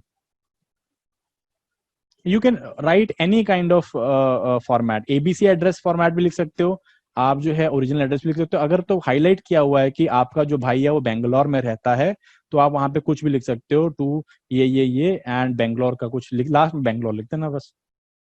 तो फॉर्मेट आप फेक फॉर्मेट भी दे सकते, फेक एड्रेस भी दे सकते हो आप कोई जो है रेलेवेंट एड्रेस भी दे सकते हो, इट डजंट मैटर, कैसे लिखा हुआ है वो मैटर करेगा। ठीक है जी guys, I want you people to write both of these letters, and अभी नहीं लिखने को बोलूंगा, you can write them letter, ठीक है। सो अभी जो है हम लोग आगे बढ़ते हैं कंटिन्यूसली फटाफट। आज मेरी मेन बूस्टर वाली क्लास भी रह जाएगी, चलो कोई चक्कर नहीं है, आज किसी और चीज में हम लोग भला करने ही सोचेंगे। यस, आपको जो है फॉर्मल लेटर में डेट जरूर लिखनी है, very very important. Formal letter में ट्राई टू राइट डेट, क्योंकि फॉर्मल लेटर में डेट जो है इट बिकम्स एन इंपॉर्टेंट हिस्सा। सो आप जो है एड्रेस लिखने के बाद जो है you can write date, then you can write subject, and then you can write your salutation, and उसके बाद आप स्टार्ट कर सकते हो। ओके फिर हम लोग आ जाते हैं, कभी जो है अगर हमको गूगली फेंकी गई है ना, गूगली फेंकी, गूगली होती है रिपोर्ट, लेटर की जगह जो है अपने को क्या दे दिया, रिपोर्ट दे दिया। अब आप बोलोगे रिपोर्ट तो आती नहीं सर एचपीआई अलाइड में, तो हमें नहीं करनी है, बट अगेन कई बारी अगर गूगली फेंक दी, लेटर की जगह रिपोर्ट आ गई तो ठीक है, तो रिपोर्ट भी सुन लो। रिपोर्ट कैसे करनी है अपने को, रिपोर्ट बेसिकली है क्या, रिपोर्ट इज नथिंग लाइक हम जो पीछे देख रहे हैं, report is completely factual distribution. Factual जो है हम लोग क्या कर रहे हैं, फैक्चुअल बेसिकली हम लोग डिस्क्रिप्शन कर रहे हैं किसी चीज का, मे बी ये कोई इवेंट हो सकता है कि कोई इनॉग्रेशन हुआ फॉर इंस्टेंस, ठीक है जी, इनॉग्रेशन हुआ है उसका हम लोगों ने किया है, या कोई जो है सिचुएशन निकल के आ गई है उसका हम लोग कोई कर रहे हैं, कोई इवेंट निकल के आया है उसका हम लोग जो है रिपोर्ट कर रहे हैं। So basically when we are talking about report, report is what, it's a factual distribution, ठीक है जी, सॉरी फैक्चुअल डिस्क्रिप्शन है, फैक्चुअल डिस्क्रिप्शन है आपका, जहां पे आप क्या कर रहे हो, किसी पर्टिकुलर इवेंट को हाईलाइट कर रहे हो, ठीक है। So you are highlighting a particular event और a particular situation, understood, this is what you are doing. And then again इसको आपको लिखना कैसे है, टॉप लेफ्ट कॉर्नर से, अगेन लेफ्ट कॉर्नर का ही फॉर्मेट आपको रखना है, टॉप लेफ्ट कॉर्नर से आपको स्टार्ट करना है। यहाँ पे you will have to mention the name of the place, for instance आप बात कर रहे हो राजेंद्र नगर, नगर से बात कर रहे हो, डेट लिख दोगे 12/22/1, ठीक है 2020, एंड आप यहाँ पे लिखोगे अपना नाम। सो यहाँ नाम जनरली हम लोग कॉरेस्पॉन्डेंट लिख देते हैं, ठीक है, नाम हम लोग सिंपली जो है कॉरेस्पॉन्डेंट लिख देते हैं। तो यहाँ से आप जो है इसको स्टार्ट करोगे, ठीक है, इतना ही आपको लिखना होता है रिपोर्ट में, और आपको कुछ नहीं करना होता। आपने अपना क्या लिखना है यहाँ पे जो है अपना नाम, सॉरी अपना जो है डेट ऑफ, सॉरी प्लेस का नाम लिखोगे, फिर यहाँ पे जो है डेट लिखोगे, फिर उसके बाद जो है यहाँ पे अपना नाम लिख दोगे, ठीक है। उसके बाद जो है यू आर राइटिंग, अगेन इसके कुछ इंपॉर्टेंट पॉइंट्स लिखने वाले, फर्स्ट इज हमेशा पास्ट टेंस में लिखना है, ठीक है, always write in past tense, past tense में आपको जो है रिपोर्ट को लिखना है, ठीक है, क्योंकि वो ऑलरेडी आप जो सिचुएशन कवर कर रहे हो जनरली हो चुकी होती है। सो हो चुकी होती है तो इसका मतलब क्या है, वो पास्ट टेंस में आएगी, ठीक है जी। देन डोंट बी जजमेंटल और बायस, जहां पे अपना कोई व्यू नहीं रखना है, do not put any views, any views, अगर आप अपने कोई व्यूज रखोगे तो जो है वो गड़बड़ हो जाएगी, then it will not be a factual distribution description, it will not be a report, ठीक है जी। अपने पर्सनल व्यूज यहाँ पे नहीं आने देने हैं, ठीक है जी। देन उसके बाद अगर आपको रिपोर्ट अब बस मन मान नहीं रहा, बहुत ज्यादा पढ़ लिया आप लोगों ने, अखबार बड़े पढ़े हैं, और कोई रिपोर्ट में बस अपना मन मान नहीं रहा है कि आपको कुछ लिखना है, कोई सजेशन देना ही है, ठीक है, तो आप क्या करो, आप जो है किसी, इसको हम लोग कहते हैं, दो चीजें हम लोग यहाँ पे करते हैं, या तो हम कोई रिपोर्ट की कमेटी की रिपोर्ट सजेस्ट कर देते हैं कि वर्ल्ड इकोनॉमिक फोरम ये बोल रहा है, आईएमएफ ये बोल रहा है, नीति आयोग ने ये बोला, ठीक है। अगर आपको पता है डेटा तब लिखना, बट डेटा उसके, वरना डेटा ऐसे मत लिख देना, कोई भी ऐसा डेटा पाना नहीं है। अगर आपको लगता है ऐसा हुआ है या ऐसा कोई डेटा है तो जो है आप इसको पाओ। और अगर आप अपने सजेशन को दे रहे हो, अगर आपका कोई डेटा नहीं है फिर भी आपको देना है, मतलब आप एडमेंट हो कि भैया मेरे अंदर जो है एक सजेशन आया वो तो मैं चिपकाना ही है, तो वो चिपकाना है, कभी अपने कंधे में बंदूक रख के नहीं मारनी। यहाँ पे लिख दो कि अकॉर्डिंग टू एन एक्सपर्ट और according to a senior official, तो उनके कंधे में बंदूक रख के मारो। ठीक है कि नहीं? पहली बात तो हम लोगों ने अपने पर्सनल बायस, पर्सनल जजमेंट वहां पे देनी नहीं है। अगर देनी भी है तो आपको जो है कोई रिपोर्ट का हवाला दे दो कि ये रिपोर्ट में जो ऐसा ऐसा लिखा हुआ है, इसमें जो है ऐसे ऐसे हुआ है, या इसमें जो है इंडिया की ऐसे ऐसे हुई है, इंडिया की प्रेज हुई है, इंडिया की जो है बदनामी हुई, वट, है ना।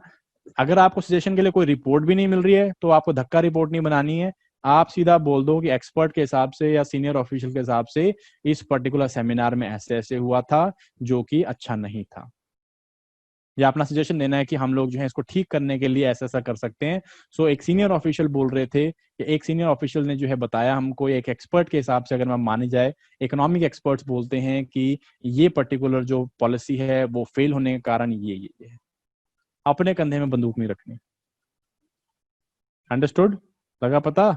चलो जी। सो एग्जांपल देखो मैंने नीचे लिया हुआ है कि नक्सलिज्म के ऊपर अगर आपको रिपोर्ट राइटिंग है तो आप लिखना चाहते हो कि नक्सलिज्म जो है वो, अगर आप जो लाइवलीहुड दोगे, सिक्योरिटी दोगे तो नक्सलिज्म खत्म हो जाएगा। बट ये आपका सजेशन है, रिपोर्ट में कहीं पे नहीं है, तो आप इसको जो है एक्सपर्ट के हिसाब से, एज पर एक्सपर्ट्स ऐसा ऐसा होगा तो ऐसा ऐसा होगा। That is the best way to do it. Okay, reports के ऊपर आ जाते हैं हम लोग। सी दीज रिपोर्ट्स, दो रिपोर्ट्स मैंने आपको दी हुई हैं। अगेन इन रिपोर्ट्स को आपने लिखना है, try to write them out. ठीक है, first question number 1 is that write a report on border crisis between India and China in Pangong region of Ladakh. तो आप यहाँ पे क्या करोगे, आप डिस्क्रिप्टिव मैनर में बताओगे, बट अपना नेशनलिज्म बीच में नहीं लेके आओगे। नेशनलिज्म नहीं लेके आना है बीच में, आप बीच में कुछ लोग भावुक हो जाओगे, क्योंकि हम लोग जानते हैं ना, हम लोग सारे जो हिमाचली लोग हैं वो क्या है बेसिकली, वो थोड़े से नेशनलिज्म की तरफ ज्यादा इंक्लाइंड हैं। और क्योंकि बहुत सारे हमारे जो भाई बहन है वो क्या है, वो फौज में जो है सर्व कर रहे हैं, सो इस तरह का इन्फ्लुएंस अच्छा है, बट अगेन पेपर में नहीं आना चाहिए। लगा पता? चलो, this is one thing. Second thing that you need to do is, सेकेंड वाला जो है, write a report on corona pandemic and the rising cases in India. So इसके ऊपर भी जो है आपको simply to the fact distribution करनी है कि स्टार्टिंग में ऐसे थे, फिर उसके बाद अभी ऐसे हो रहे हैं, और ये जो है यहाँ पे चल रहा है। ठीक है, so I hope you people are going to write it 180 words में, आप इसे लिखने की कोशिश करो, and then you can obviously send it to me, या अपने दोस्तों के बीच में से चेक करवा सकते हो। आएगा नहीं, आता नहीं है, बट आ सकता है। ठीक है, लेटर की जगह इसको डाल सकते हैं, तो दैट इज ऑल्सो देयर। ठीक है, सो उसके बाद हम लोग पहुंच रहे अपने फाइनल पॉइंट में, that is essay writing. Very very important. आपके आपके इंग्लिश के पेपर का, आपके इंग्लिश का पेपर का ऑलमोस्ट ऑलमोस्ट एक 1/5, ठीक है जी, ऑलमोस्ट 1/5 जो है आपके पेपर का part, this is your essay, this is your essay. तो ऑलमोस्ट 1/5 है कि नहीं? 40 मार्क्स हैं, 40 मार्क्स इज लाइक 150 मार्क्स का पेपर है, 150 40 कितने हो गए? ऑलमोस्ट 1/5 हो गया आपका। सो एस्से राइटिंग हम लोग करने लगे। इसके ऊपर देखते हैं 300 वर्ड का एस्से। तो एस्से नहीं है यार, एस्से होते हैं 1000 वर्ड के, 1200 वर्ड के। ये एस्से जो है 300 वर्ड का, ये एस्से नहीं है, एक लॉन्ग आंसर है बेसिकली। ये लॉन्ग आंसर लिखना है आपको, ठीक है ना। जैसे अपने एलाइड में आएगा, उसमें मेंस में, एचपी एलाइड जो मेंस आपका जीएस का पेपर है उसमें 140 वर्ड्स के तो आपके 10 मार्क्स के क्वेश्चन है ही है। ठीक है, तो इसको अगर वो 20 मार्क्स से 30 मार्क्स के होते तो आप कितने वर्ड्स में लिखते हैं? आप 300 वर्ड में लिखते हैं। So it is nothing but a long answer, that is what you got to do, और उसी को उस तरह हमको इसको लेके चलना है। ठीक है, इसको स्टार्ट करेंगे हम लोग 1 या 2 मिनट में। उससे पहले मैं आपको थोड़ा डाउट लेता हूँ। हाँ जी बताओ भी, किसी को कोई डाउट है अभी तक जो मैंने थोड़ा बताया? Anything that you need to ask, और एनीथिंग दैट इज, तो अभी आगे बढ़ेंगे यार हम लोग फटाफट से। 1 मिनट, चैट में भी जो है 2-3 क्वेश्चन है, मैं चैट के क्वेश्चन ले लेता हूँ फटाफट से, अगर है तो। चलो कोई नहीं है। हाँ, सेशंस के, ये सेशन का वीडियो जो है वो मिल जाएगा, ग्रुप में मिल जाएगा, मैं वहाँ पे आपके बैच में डाल दूंगा, बैच कोड वाले में। 2-3 जगह जहाँ पे भी है, शायद यूट्यूब में भी डाल देंगे इसको, तो आपको जो है इसको मिल जाएगा। ठीक है, बट यूट्यूब मैंने आपको गलत गलत बता दिया, आप सारे छोड़ के भाग जाओगे। ठीक है, लाइव नहीं पढ़ोगे। एनी चीज, चलो आगे चलते हैं हम लोग फटाफट से। एस्से की बात करते हैं, most important aspect of your exam, this is essay. And उसके बाद जो है फिर कॉम्प्रिहेंशन की बात करेंगे संधू सर। ठीक है, चलो आगे बात करते हैं एस्से। एस्से में क्या करना है, देखो दोस्तों, हाँ विकास, अभी ग्रामर के ऊपर भी आएंगे, ये तो पहला सेशन है, मेरे ख्याल से 1-2 सेशन और लेंगे हम लोग, तो उसके अंदर हमने काफी चीजें बात करनी है अभी। सो डोंट वरी, ये सारी चीजें हम लोग जो है कवर करेंगे। ग्रामर में क्यों नहीं बता रहा हूँ, बिकॉज आती 40 नंबर की ग्रामर जरूर आ रही है, बट इशू ग्रामर का ये है कि उसमें बहुत सारी चीजें कवर करनी है, प्रेपोजिशंस कवर करने हैं, ठीक है जी, आपका फिर जो है सेंटेंस करेक्शन वो यूज करनी है, आपका जो है basically that is called as sentence making है, ठीक है, वर्ड से सेंटेंस बनाना वो वाला काम है। सो ये 3-4 चीजें जो है, दिस इज इम्पॉर्टेंट, एंड इन्हीं चीजों को आपने फोकस करना है, ठीक है। Mamata, want to know about comprehensive passage, passage क्या आ गया, पैसेज इसके बाद, ऐसे के बाद पैसेज ही लेने लगे हैं, ठीक है। ऐसे के बाद we will be talking about passage, and इस सेशन के जो पार्ट 2 में we will be talking about that only, ठीक है। चलो आ जाओ फटाफट से एस्से के बारे में। अगेन सबसे इंपॉर्टेंट बात है, देखो एस्से में क्या देख रहा है कि एग्जामिनर, एस्से में जो है again it is expected from you people कि आप जो है क्या करेंगे, आप जो है अपने जो भी एस्से में एक सेंट्रल थीम है, जो सब्जेक्ट दिया हुआ है, उसी के आसपास जो है अपने आइडियाज को लिखेंगे in a very coherent and very very precise manner, ठीक है जी। इफेक्टिव एंड कोहेरेंट प्रेजेंटेशन जो है आपको देनी है, किस चीज की, जो भी आइडिया, सेंट्रल आइडिया दिया हुआ है आपका पर्टिकुलर एस्से के लिए, जो भी सेंट्रल थीम है या सेंट्रल आइडिया है, उसके ऊपर आपको बहुत ही इफेक्टिव एंड कोहेरेंट एक्सप्रेशन देना है। एंड अगेन इसको जो है आपको अपने जो आइडिया, जो भी आप बेसिकली वहां पे तर्क रख रहे हो, they must be in and around this idea only, idea से बाहर नहीं जाना है। सबसे बड़ा प्रॉब्लम है एस्पिरेंट का, जब भी वो एस्से लिखते हैं, एस्से स्टार्ट कहीं से होता है, खत्म कहीं पे होता है, बीच में टॉपिक गायब हो चुका होता है, ठीक है। चलो ये तो इसमें यहाँ पे इंग्लिश वाले एस्से में नहीं होगा, क्योंकि 300 वर्ड का सारा एस्से है, तो 300 वर्ड के एस्से में आप ज्यादा स्ट्रे नहीं जाते, बट जब ये 100,000 वर्ड के एस्से होते हैं जो कि आपको एचपीएस में आएंगे, तो उसमें तो क्या होता है, उसमें बच्चे जो है स्टार्ट कहीं से करते हैं और पता नहीं कहाँ चले जाते हैं, ठीक है। सो यहाँ पे आपको सबसे इंपॉर्टेंट एस्पेक्ट क्या देखना है, कि आपको अपने आइडिया के ऊपर एक इफेक्टिव कोहेरेंट मैनर में जो है आवाज नहीं आ रहा गाइज, मेरे को ऑडियो ऑडियो ऑडियो आ रहा है आप लोगों को? Yes, am I audible to you people? Input दो गाइस, ओके। पंकज, सो बाकी सब लोगों को आ रहा है, बच्चे आप जो है थोड़ा सा अपना इंटरनेट का कनेक्शन देखो, इंटरनेट का कनेक्शन में बड़ा प्रॉब्लम है आजकल, ठीक है जी, बारिशें चली हुई है पहाड़ों में, तो काम खराब है थोड़ा। एनीवे सो हाँ जी, चलो जी, तो हम लोग बात कर रहे हैं, फटाफट से बात करता हूं मैं, इसमें ज्यादा फ्लावरी काम नहीं करेंगे। इफेक्टिव कोहेरेंट आपको एक्सप्रेशन देना है। इफेक्टिव कोहेरेंट एक्सप्रेशन मींस एकदम टू दी पॉइंट, आप जो है अपने सब्जेक्ट, जो भी आपने सब्जेक्ट चूज किया, जब भी टॉपिक चूज किया, उसके आसपास ही घूम रहे हो, और उसके आसपास आप रेलेवेंट एक आइडिया प्रोवाइड कर रहे हो, और वो आइडिया जो है ना सिर्फ कोहेरेंट है, लॉजिकल फ्लो में आ रहा है, एंड आप साथ साथ में क्या कर रहे हो, अपनी ग्रामर एंड वोकैबुलरी के ऊपर जो है बहुत ज्यादा ध्यान दे रहे हो। इंग्लिश में it is very very important, grammar के मार्क्स करते हैं इज एंड द। कोई लोग जो है सेंटेंस के बीच में जो है कैपिटल वर्ड यूज करना स्टार्ट कर देते हैं, वो नहीं करना है। In and the, at, is, ये सारी चीज जो है कहाँ पे लग रही है, प्रेपोजिशन कैसे लगा रहे हैं, सारी चीजों को बहुत ज्यादा ध्यान रखना है। तो जो लोग अंग्रेजी में वीक हैं, उनको क्या करना है, वही चीज कि सिंपल एंड शॉर्ट सेंटेंसेस रखने हैं। Do not try to write flowery, ठीक है। आपको बताया गया है एस्से में कि फ्लावरी लिखो, कोट के साथ स्टार्ट करो, गांधी जी का कोट डाल दो अगर स्वच्छता के ऊपर आया है तो, या फिर अगर वुमेन एम्पावरमेंट के ऊपर आया है तो सॉरी आपका विवेकानंदा जी का कोट डाल लो, बट अगर आप उसको जस्टिफाई कर सकते हो, तो अगर आपके पास उतना कमांड है इंग्लिश में, तब जो है उसको डालो, नहीं तो आप सिंपल शॉर्ट आंसर लिखो, क्योंकि अंग्रेजी का पेपर है, अंग्रेजी के ऊपर आपको आकलन जो है इसका बहुत ज्यादा होगा, और आपके जो बाकी कितना कोड जानते हो आप, क्या आपका नॉलेज है, उसके ऊपर कंपैरेटिवली कम है, ठीक है। So grammar vocabulary very very important, and try to be as effective and coherent as you can around the theme, around a particular central idea, उसके आसपास में आपको रहना है, ठीक है जी। And again spellings, by god बहुत ज्यादा हम लोग यूपीएससी के आंसर चेक करते हैं, उसके बाद हम लोग जो है इवन पंजाब के आंसर चेक करते हैं पीसीएस वालों के, एंड फिर हमने हिमाचल वालों के भी बहुत आंसर चेक करे हैं, बट माय गॉड, जो हिमाचल वालों आंसर्स में स्पेलिंग के मिस्टेक्स होते हैं, वो मैंने कहीं नहीं देखे, ठीक है। सो ये काइंड ऑफ फैक्ट चेक है आप लोगों के लिए, कि आपको स्पेलिंग्स के ऊपर बहुत ज्यादा ध्यान देना है। ट्राई टू मेक श्योर कि आप जो है, यस यू नीड विकास, आपको सिंपल वोकैब ही यूज करना है। अगर आपका इंग्लिश में कमांड अच्छा नहीं है, तो आप यूज ही ना करो कॉम्प्लेक्स वोकैबलरी, ठीक है ना। अगर आपको नहीं पता, बड़े बड़े वर्ड्स का कुछ नहीं पता चल रहा, तो आप सिंपल यूज करो, सिंपल सिंगल सेंटेंस लाइन या मैक्सिमम दो जो है एक कनेक्टर के साथ दो सेंटेंस को ऐड करो, इसके अलावा कुछ नहीं करना है आपको। ठीक है, try to write as simple as possible and avoid flowery words and phrases. ठीक है जी, ये सारे यूज नहीं करने हैं। अगर कर सकते हो, अगर आप इसको जो है जस्टिस कर पाओगे तभी करना है, वरना नहीं करना है।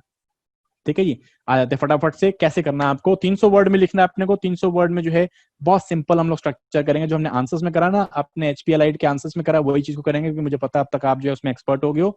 इंट्रोडक्शन, बॉडी और कंक्लूजन, यही सिंपल आपको जो है चीज करनी है। इंट्रोडक्शन मैंने आपको बताया 3 तरह से आप डाल सकते हो। देखो इंट्रोडक्शन में मैं आपको ट्रिक बताने लगा हूं अभी। ट्रिक क्या है इंट्रोडक्शन की? 3 तरह से आप इंट्रोडक्शन ले सकते हो। पहला, आपका कोई भी थीम है, एक्स वाई जेड, आपने कोई भी थीम चुना जो आप ले रहे हो, पहले में आप यहाँ पे दे दो फैक्ट। ठीक है जी, कि अकॉर्डिंग टू इतने इतने इतने इस तरह से जो है ये फैक्ट है। अगर आपने फैक्ट डाल दिया इंट्रोडक्शन में, तो फैक्ट से क्या होगा आपका, आप जो है जो चीज आप आगे बताने लगे हो थीम में अपने, उसके रिगार्डिंग आपने जो है एक ऑलरेडी फैक्ट दे दिया है, तो आप अपने आर्ग्यूमेंट को रीइंफोर्स कर रहे हो इंट्रोडक्शन में। ठीक है। सेकंड है जनरल इंट्रोडक्शन। जनरल इंट्रोडक्शन की आप उस चीज के बारे में बता देते हो। एग्जाम्पल देता हूं, अभी एग्जाम्पल दूंगा। जनरल इंट्रोडक्शन में क्या करोगे, आप उस पर्टिकुलर थीम के ऊपर जो है 3 या 4 सेंटेंस लिख रहे हो ऑफ जनरल इंट्रोडक्शन की वो क्या चीज है और क्या जो है उसका महत्वता है। एंड फाइनली जो है तीसरे में क्या करा, रीफ्रेजिंग कर दी। रीफ्रेजिंग वैसे इसमें नहीं चलती, तो आप इसमें 2 को लेके चलो, फैक्ट और जनरल इंट्रोडक्शन। एग्जाम्पल देते हैं आगे, जो है मैंने स्वच्छता, स्वच्छ भारत अभियान के ऊपर हमने जो है एक एस्से लिखना है। ठीक है, स्वच्छ भारत अभियान के ऊपर ऐसे लिखना है, तो उसके लिए फैक्ट बेस्ड एंट्री कैसे होगी, फैक्ट बेस्ड इंट्रोडक्शन कैसे होगी, कि हमारे देश में अभी भी जो है इतने प्रतिशत ओपन डेफिकेशन होते थे और उससे बहुत सारा ट्रॉपिकल डिजीज होती थी बोलना है, क्योंकि अभी कम हो गई है। तो आप बोल सकते हो कि इतना ज्यादा जो है हमारे पास ये प्रॉब्लम थी, और इसके लिए हम लोग जो है स्वच्छ भारत अभियान लेके आए थे। सक्सेसिव गवर्नमेंट ने इसके ऊपर काम किया, और स्वच्छ भारत अभियान जो है इस पे एक प्रोग्रेसिव स्टेप है। फैक्ट के साथ आपने डील कर लिया। ठीक है कि नहीं। Second is general introduction. General introduction is, आप क्या कह सकते हो जनरल इंट्रोडक्शन में, आप क्या कह सकते हो कि cleanliness is next to godliness. अपना गांधी जी का कोट दिया, उसमें आपने लिख दिया कि क्लीनलीनेस जो है it is next to godliness, and स्वच्छता जो है, क्लीनलीनेस जो है एक सोसाइटी के बारे में बताता है, उसके वैल्यूज के बारे में, उसके कल्चर के बारे में बताता है, ये सुलाना फलाना। तो मतलब that is general introduction of cleanliness, है ना। सो इसी चीज को मद्देनजर रखते हुए कि गवर्नमेंट ने स्टार्ट किया था आपका स्वच्छ भारत अभियान। यस यस, ये जरूर लिखोगे आप कि 2014 में स्टार्ट हुआ स्वच्छ भारत अभियान, मतलब जब भी स्टार्ट हुआ उसके ऊपर लिखोगे आप। ठीक है, so that is how you need to introduce, है ना। उसके बाद कंक्लूजन। कंक्लूजन जो है आपका क्या होता है, कंक्लूजन इज ऑलवेज पॉजिटिव। ठीक है जी, या एक आपका पॉजिटिव फोर साइटेड होना चाहिए। फोर साइटेड मीन्स आप पारदर्शिता और दूरदर्शिता की बात करोगे ना, पारदर्शिता में दूरदर्शी बात करोगे, कि जो है इतना हम लोगों ने अचीव कर लिया, अभी भी बहुत आगे जाना है, अवेयरनेस लेके आना है, आपको जो है माइंडसेट को चेंज करना है, तो इसके लिए हम लोगों को इस चीज को और स्ट्रेंथन करना है, इसको जो है आगे लेके जाना है। ऐसे पॉजिटिव चीजों को जो है आपको ऐड करना है अपने कंक्लूजन में। ठीक है, इंट्रोडक्शन कंक्लूजन हो गया। दोनों में आप कितने कितने वर्ड ले लोगे, मैक्सिमम 40-50 वर्ड यहाँ पे, 40-50 वर्ड यहाँ पे। तो कितना बचा आपको, 250 वर्ड के आसपास में, 200 से 250 वर्ड अब आपको अपनी बॉडी में देना है। लग गया पता, बॉडी में कैसे देंगे, बॉडी में ऐसे देंगे, मैं आपको बताता हूँ। बॉडी जब हमने देनी है, तो बॉडी के लिए हमें क्या करना है, बॉडी के लिए हम लोगों को ब्रेनस्टॉर्म करना है, ब्रेनस्टॉर्म करना है। अच्छा, एक और चीज मैं भूल गया सबसे पहले बतानी, सबसे इंपॉर्टेंट चीज मैंने बतानी, इसके अंदर मैंने एक स्लाइड नहीं ऐड करी, वो है कि हाउ टू चूज, कौन सा एस्से चूज करना है, चूज कैसे करें, कौन सा एस्से चूज करें। आपको ऑप्शंस आएंगे ना, तो उसमें से एक एस्से चूज करना है। How to choose an essay, very very very very very very important. ठीक है, सो एस्से आपको ऐसा चूज करना है जिसमें पहली बात आप कंफर्टेबल हो, सेकंड आपको जिसमें पता है कि मेरे पास कंटेंट कंपैरेटिवली ज्यादा है, और थर्ड जिसमें आप अपना पर्सनल टच दे सको। 3 चीजें। ठीक है, पहला जिसमें आपका कंटेंट, अगर मैं आपको बोलूं एजुकेशन के ऊपर, तो एजुकेशन के ऊपर हम सब लिख सकते हैं, बिकॉज हम सब के पास एक पर्सनल टच है, हम सब एजुकेशन से निकले हुए हैं, है ना, एक एजुकेशन सिस्टम से निकले हुए। अगर मैं आपको पूछ दूं कि दी problems of India's growth lies in its primitive education system, तो इसके ऊपर आपको ऐसे लिखना है। तो आपको एजुकेशन सिस्टम जो है वो सारा पता है, आपने खुद देखा हुआ है, खुद महसूस किया हुआ है, खुद उस पर्टिकुलर प्रोसेस से निकले हुए हो, so that will be easy, comparatively आपके लिए इजी होगा, ठीक है कि नहीं। सो चूज एन एसे जहां पे आपके पास कंटेंट आपको मिले, आपका पर्सनल टच अवेलेबल हो उसके अंदर, एंड आप जो है उसे इजीली लिख सको, तो ठीक है, that is how you got to choose. चलो नीचे आगे चलते हैं हम लोग। बॉडी की बात कर रहा था मैं आपको, बॉडी को अब हमें क्या करना है, एक बार आपने ऐसे चूज कर लिया, फिर आप करते हो brainstorm. Try to give 2 or 3 minutes and may be more than that, आप जो है उसको ब्रेनस्टॉर्म करो, उस टॉपिक के रिगार्डिंग आप जस्ट ब्रीफली वेग टॉपिक्स, वेग चीजें सोचो। अगर मैं आपको एजुकेशन की बात कर रहा हूँ तो एजुकेशन के ऊपर अगर मैं सोच रहा हूँ, एजुकेशन के ऊपर primary education, secondary education, tertiary education, public education, private education, rote learning, may be जो है एग्जाम प्रेशर, जो भी मन में आता है उसको लिखना है 1-1.5 मिनट 2 मिनट, ठीक है। ये आपको जो है क्या करेगा, फूड फॉर थॉट की तरह काम करेगा, हर चीज फूड फॉर थॉट की तरह काम करेगा कि आपको क्या पॉइंट्स आने चाहिए दिमाग के अंदर, ठीक है कि नहीं। इसका मैं आपको एक टेम्पलेट दे देता हूँ, ये चीजें कैसे सोचनी है इसका मैं आपको एक टेम्पलेट देता हूँ। What you need to do is, जब भी आपने बॉडी में, जब भी आपने सेंट्रल थीम चूज कर लिया है, तो आपको क्या करना है, आपको जो है you have to first take up the sectoral dimension. इस तरह इन लेवल पे आप सोच सकते हो। सेक्टोरल डायमेंशन, सेक्टर्स मींस जैसे कि सोशल डायमेंशन क्या है, इसकी इकोनॉमिक डायमेंशन क्या है, पॉलिटिकल डायमेंशन क्या है, कल्चरल डायमेंशन क्या है, नेशनल डायमेंशन क्या है, इंटरनेशनल डायमेंशन क्या है। अगर मैं बात करूं, एग्जांपल देता हूं, जैसे मैं टेररिज्म के ऊपर लिख रहा हूं, है ना, टेररिज्म के ऊपर टॉपिक है, तो इसके जो है social, economic, political, cultural, natural और नेशनल एंड इंटरनेशनल रिपरकशंस क्या होते हैं। रिपरकशन मींस इसके जो है कंसिक्वेंसेस क्या हो सकते हैं, ठीक है कि नहीं। तो इससे आपको बहुत सारे पॉइंट्स दिमाग में आएंगे, ठीक है, और इनको इसी स्ट्रक्चर के अंदर ढालना है। सेकेंड, टेम्पोरल डायमेंशन, टाइम के डायमेंशन, ठीक है। जैसे मैं अगर एजुकेशन के ऊपर बात कर रहा हूं, तो एजुकेशन में आप क्या कर सकते हो, पास्ट में एजुकेशन कैसी थी, प्रेजेंट में कैसी है, फ्यूचर में कैसी होगी। अगर मैं ग्रोथ के ऊपर टॉपिक ले रहा हूं कोई, ग्रोथ में, तो ग्रोथ पास्ट में कैसी थी, प्रेजेंट में कैसी थी, फ्यूचर में कैसी थी। सो ये जरूरी नहीं है सारे डायमेंशन जो मैं आपको बता रहा हूँ वैसे ही लेने हैं। मेरे बताने का मतलब जो है इट इज कि आप जो है what you will do, you will focus on these things to get ideas, कि ये आइडियाज जो है किस तरह से आपको लिखना है, उसको यहां से आपको पॉइंट्स निकलेंगे, सेक्टोरल एंड टेम्पोरल डायमेंशन, ठीक है। 300 वर्ड में लिखना है, 200-250 वर्ड, मतलब 300 वर्ड में लिखना है, तो आपको ज्यादा प्रॉब्लम नहीं होगी। इन सेक्टोरल्स के ऊपर ब्रेनस्टॉर्म करोगे तो आपको जो है पॉइंट्स मिल जाएंगे, और इन पॉइंट्स को फिर आपको मल्टीप्लाई करना है किसके साथ, कीवर्ड्स के साथ। What, how, what, why and how. No, flow charts can not be used here. अंग्रेजी के किसी भी टॉपिक में फ्लो चार्ट नहीं यूज करना है। जीएस में बताया था मैंने, पर अंग्रेजी में do not right flow charts, और कोई इस तरह की डायग्राम रिप्रेजेंटेशन कुछ नहीं करनी है, सीधा काटा बच जाएगा। कीवर्ड्स, ठीक है जी, what, why, what and how, इसको अगर मल्टीप्लाई करोगे टेररिज्म, टेररिज्म के साथ व्हाट इज टेररिज्म, ठीक है जी, why terrorism occurs and how it can be managed और how it can be reduced, ठीक है कि नहीं। तो ये जो इस तरह से आप कीवर्ड्स को और अपने डायमेंशंस को मल्टीप्लाई करोगे अपने सेंट्रल थीम के साथ, ठीक है जी, तो आपको क्या मिलेगा, आपको बहुत सारे आपके पॉइंट्स मिलेंगे, जिससे आप क्या कर सकते हो, एक अच्छा ऐसे लिख सकते हो। लगा पता, ठीक है जी। ये आपको मैंने फूड फॉर थॉट दे दिया है, ये आपको मैं ऐसे लिखने के लिए दे रहा हूं, and these essays that you need to go through, ठीक है। Swachh Bharat Abhiyan, road to cleanliness, contribution of technology in education, corona virus a global health challenge, poverty is a worst form of violence, ये गांधी जी ने बोला था। देन उसके बाद education as it should be, education जो education है वो कैसी होनी चाहिए, आपके हिसाब से कैसी होनी चाहिए, काइंड ऑफ फिलोसॉफिकल, फिलोसॉफिकल को ऐसे है।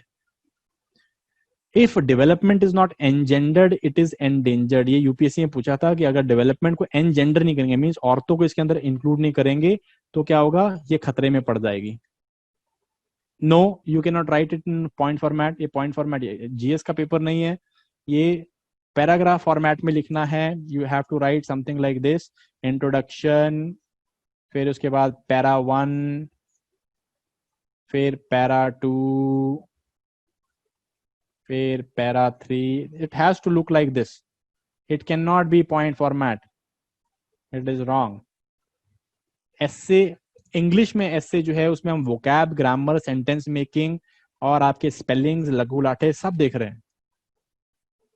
सेंट्रल जो आपका नॉलेज है वो कम चेक होगा, वो तो हम ऑलरेडी जीएस में चेक कर रहे हैं ना आपका.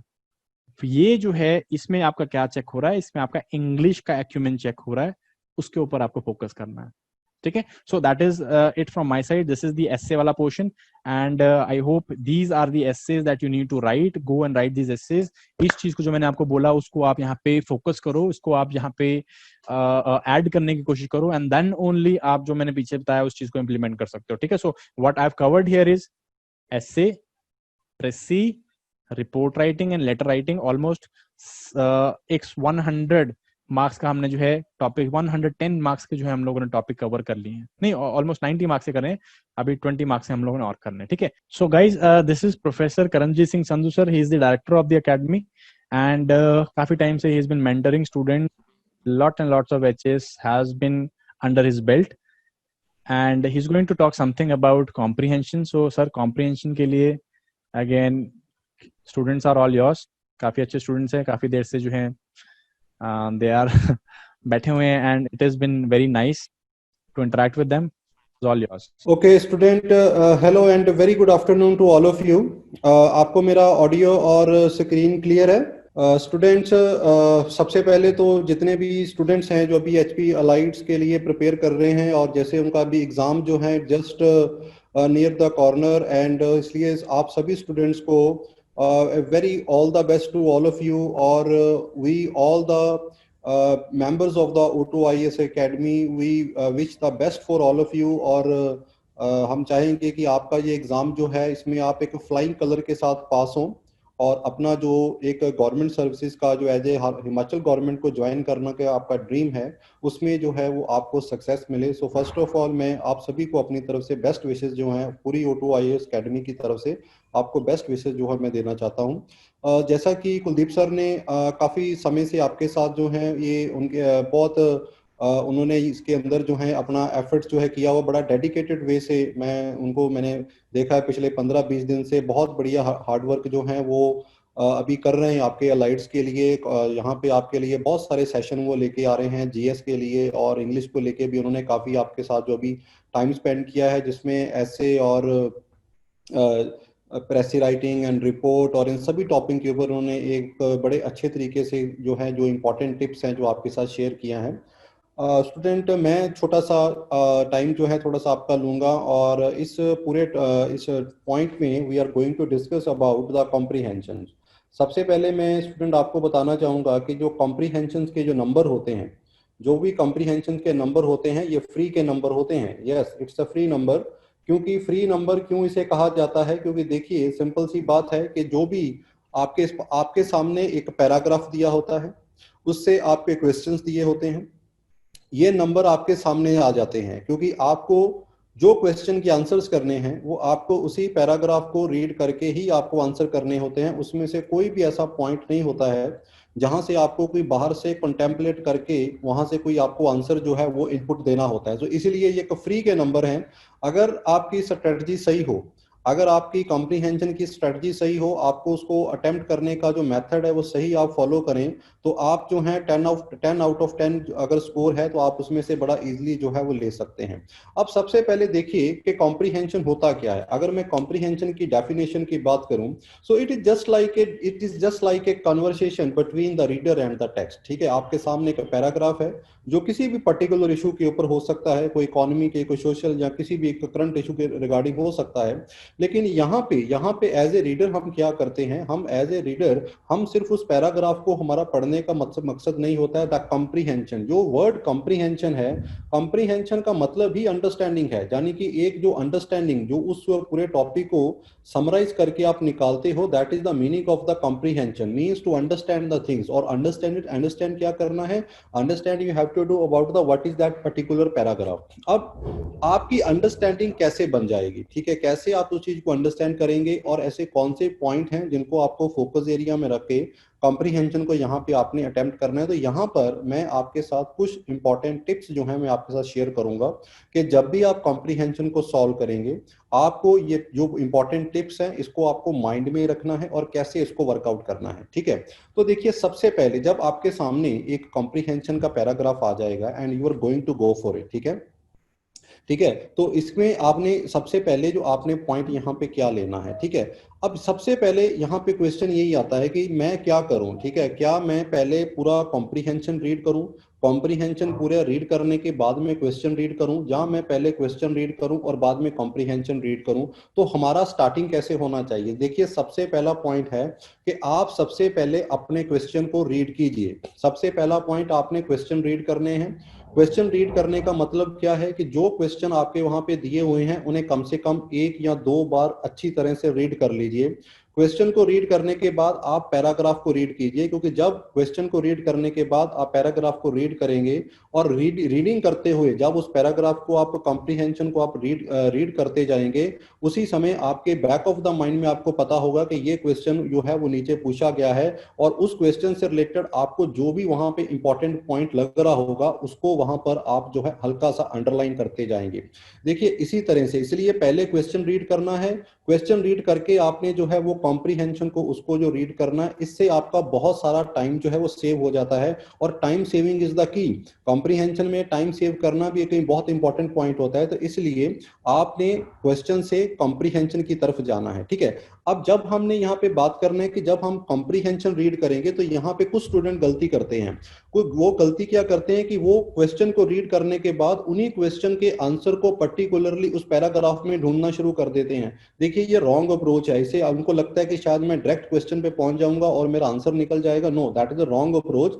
आपको क्वेश्चन रीड करने के बाद पूरा comprehension from beginning to end read करना है, क्योंकि कुछ क्वेश्चन ऐसे होते हैं जिनका जो मीनिंग है वो उनके जो लिटरल सेंस में जो होता है वो वहां पे दिया होता है, जो उसकी जो एक डीपर अंडरस्टैंडिंग से ही आपको वहां पे समझ में आता है। तो इसलिए आपने पूरा comprehension from beginning to end जो है उसको रीड करना है। हाफ इंफॉर्मेशन पे डिपेंड नहीं होना है। Half information in the sense कि ये नहीं करना है कि क्वेश्चन एक ये क्वेश्चन को मार्क कर लिया और उसको ढूंढना शुरू कर दिया। अगर आप ये स्ट्रेटजी लगाएंगे तो आपका अगर क्वेश्चन आपको आंसर मिल भी जाएगा तो 90% वो श्योरिटी होगी कि आपका वो आंसर गलत चला जाएगा। सो इसलिए हर पैराग्राफ को स्टार्टिंग से लेके एंड तक आपने रीड करना है। जब इस तरह आप रीड कर रहे हैं, जैसे कॉम्प्रिहेंशन को रीड कर रहे हैं, तो आप उसको 2 रीडिंग दे सकते हैं। पहली रीडिंग में आप जस्ट कम रीडिंग जिसे बोलते हैं, आप एक फास्ट रीडिंग कीजिए और फास्ट रीडिंग करते करते जहां जहां पर भी आपको कोई कीवर्ड नजर आ रहा है, कीवर्ड का मतलब होता है जैसे कोई इंपॉर्टेंट फैक्ट आ गया, कोई इंपॉर्टेंट डेट आ गई, कोई इंपॉर्टेंट वहां पे सिनोनिमस और एंटोनिमस आपको लग रहा है कि वहां पे मिल गया है, ठीक है। जैसे नीचे क्वेश्चन में पूछा हुआ है the what is the synonymous of bravery, तो वहां पे दिया हुआ है वैलियर, तो आपने वैलियर को वहां पे जो है अंडरलाइन कर लिया, ठीक है। इस तरह से जो भी इंपॉर्टेंट कीवर्ड होते हैं उसको हल्का हल्का आप साथ में अंडरलाइन जो है उसको करते जाइए।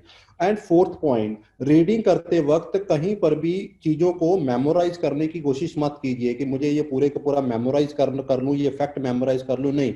कोई भी चीज आपने जो है वो मेमोराइज नहीं करनी है और सिर्फ हल्का सा कीवर्ड जैसे मैंने बताया है उसको जो है आपने जो है उसको जो है सिर्फ जो है उसे अंडरलाइन करना है। तो स्टूडेंट, ये पहले जो 4 पॉइंट हैं, these are the point that how you should approach to the comprehension. आपने उसको रीड कैसे करना है, रीड करने के लिए आपको ये 4 पॉइंट जो है अपने माइंड में रखने हैं, ठीक है।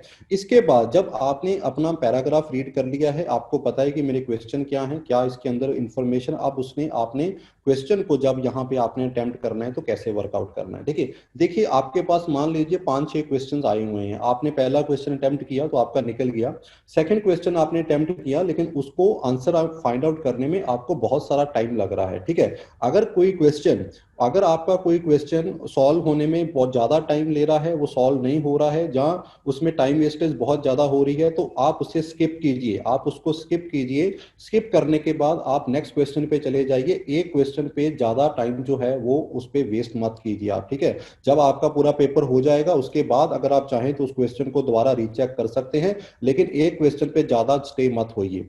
आंसर करते वक्त एलिमिनेशन मेथड का यूज भी आप कर सकते हैं। अगर आपको कोई क्वेश्चन वहां पे किसी ऑप्शन फॉर्म में अगर आपको वहां पे आ जाता है तो आप एलिमिनेशन मेथड भी लगा सकते हैं। जो लीस्ट वर्किंग सोल्यूशन है आप उनको जो है साथ में जो है वो एलिमिनेट भी जो है वो साथ में यहाँ पे कर सकते हैं, ठीक है। अब यहाँ पे कुछ क्वेश्चन आपको ऐसे पूछे जाते हैं जिनमें आपको ये पूछा जाएगा कि भाई बताइए ये जो पर्टिकुलर कॉम्प्रीहेंशन है, इस पर्टिकुलर कॉम्प्रीहेंशन का जो मेन आइडियाज क्या है, इसका इस कॉम्प्रीहेंशन का मेन फोकस एरिया क्या है, यानी कि राइटर इसमें क्या मेजर आइडियाज की जो है वो यहाँ पे बात कर रहा है। तो ऐसे जो क्वेश्चन होते हैं, जो मेन आइडिया बेस्ड क्वेश्चन होते हैं, वो आपको पैराग्राफ की ओपनिंग में और जहां क्लोजिंग में आपको वहां पे मिल जाएंगे। सो इस तरह के क्वेश्चन को फाइंड आउट करने के लिए फोकस कीजिए पैराग्राफ की ऊपर की जो 3-4 लाइनें होंगी वहां पे फोकस कीजिए। जहां जहां पे पैराग्राफ एंड हो रहा है, एंड की 3-4 लाइनों को आप वहां पे फॉलो अप कीजिए। उसमें आपको इस तरह के आंसर के जो क्वेश्चन मिल जाएंगे जहां पे आपको जब मेन आइडिया जहां उस पैराग्राफ की थीम के रिगार्डिंग जो है वो आपको वहां पे जो क्वेश्चन है वहां पे पूछा जाएगा। And last but not the least, reading comprehension is a art. कोई भी आर्ट बिना प्रैक्टिस के पॉसिबल नहीं हो सकती है।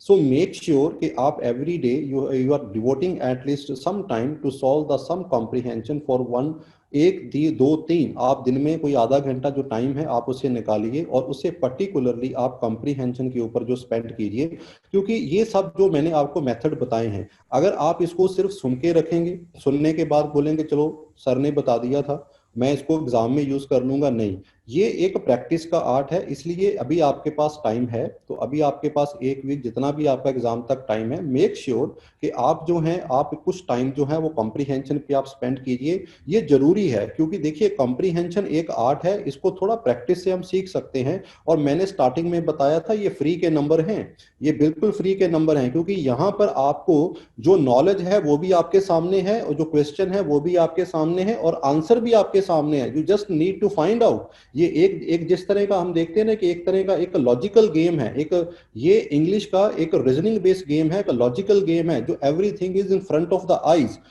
किसी भी क्वेश्चन का कॉम्प्रीहेंशन का जब भी कोई क्वेश्चन सॉल्व कर रहे हैं, मेक श्योर कि कोई भी आंसर आप बाहर से मत सोचिए, कोई भी आंसर जो है कंटेम्पलेट करके मत सोचिए। आप उसको सिंपल जो है उसको सोच, उसको जो जो पैराग्राफ दिया है आपको सारे आंसर जो है आपको वहीं से निकालने हैं। कोई और कंटेम्पलेशन के साथ जो है आपको किसी तरह का कोई आंसर जो है शॉर्ट आउट नहीं करना है। So student, this is particularly that I would like to share with you. एक छोटे से टिप्स हैं जिसमें हमने जो आज है कॉम्प्रीहेंशन के जो टिप्स हैं आप इसे फॉलो कीजिए एंड डेफिनेटली इसको फॉलो करने के बाद जो आपका स्कोर होगा वो definitely it will go very good in the comprehension part. So that was student our session with today, जिसमें हमने कुछ पार्ट जो है आपके साथ डिस्कस किया है और आई होप के ये जो सेशन है it will be very beneficial to all of you. और अगर आप जितनी भी कुलदीप सर ने बातें डिस्कस की हैं या मैंने आपसे कॉम्प्रीहेंशन के जो भी इंपॉर्टेंट जो टॉपिक है मैंने डिस्कस किए हैं, अगर आप इसको प्रैक्टिस में लेके आएंगे, ठीक है, लिखने तक बोलने तक की बात नहीं है, इसको आपको प्रैक्टिस में लेके आना होगा। इसको एक दो बार प्रैक्टिस में ले आएंगे तो डेफिनेटली आप एग्जाम में जो है वो शाइनिंग कलर के साथ जो है इसे आप क्रैक कर पाएंगे। सो student, this is the session for today all of you.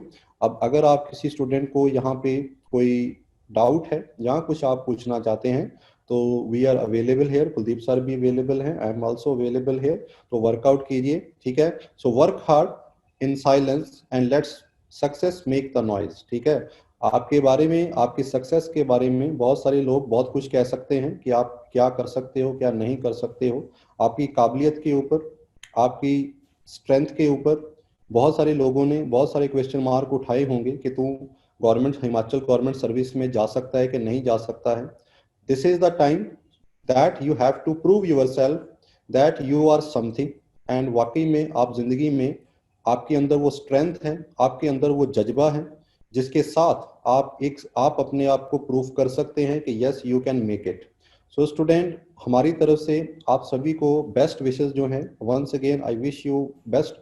आप अपने एग्जाम में जो है अच्छी तरह से प्रैक्टिस कीजिए, वर्कआउट कीजिए and definitely the success will be on your right.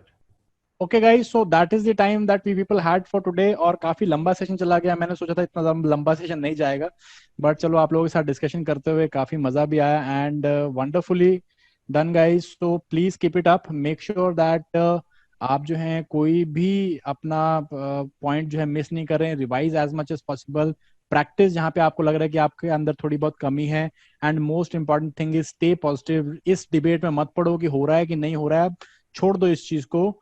ये जो है अगर होगा तब हम लोग बैठेंगे, नहीं होगा तब भी हम लोगों ने बैठना ही है। सो मेक श्योर जो है आप अपने एग्जाम के ऊपर फोकस कर रहे हो, और एग्जाम होगा कि नहीं होगा इसके ऊपर फोकस नहीं कर रहे हो, ठीक है जी। So that is it from our side. Thank you very much professor साहब, आप लोग आप आए और आपने थोड़ा बहुत इंसाइट दिया।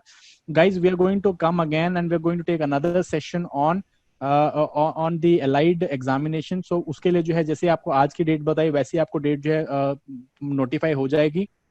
and again, all the very best, and keep writing, keep practicing, and make sure that you are doing whatever it takes to get selected, ठीक है जी। जो भी हम लोग, वी आर अवेलेबल, मैं अवेलेबल हूँ, संधू सर अवेलेबल हैं। In case you have any kind of doubt you can definitely call और व्हाट्सएप अस।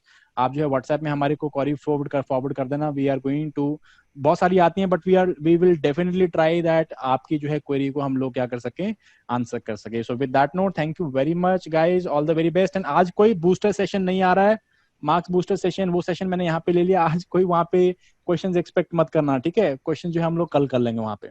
चलो ठीक है guys, bye bye, take care, all the best.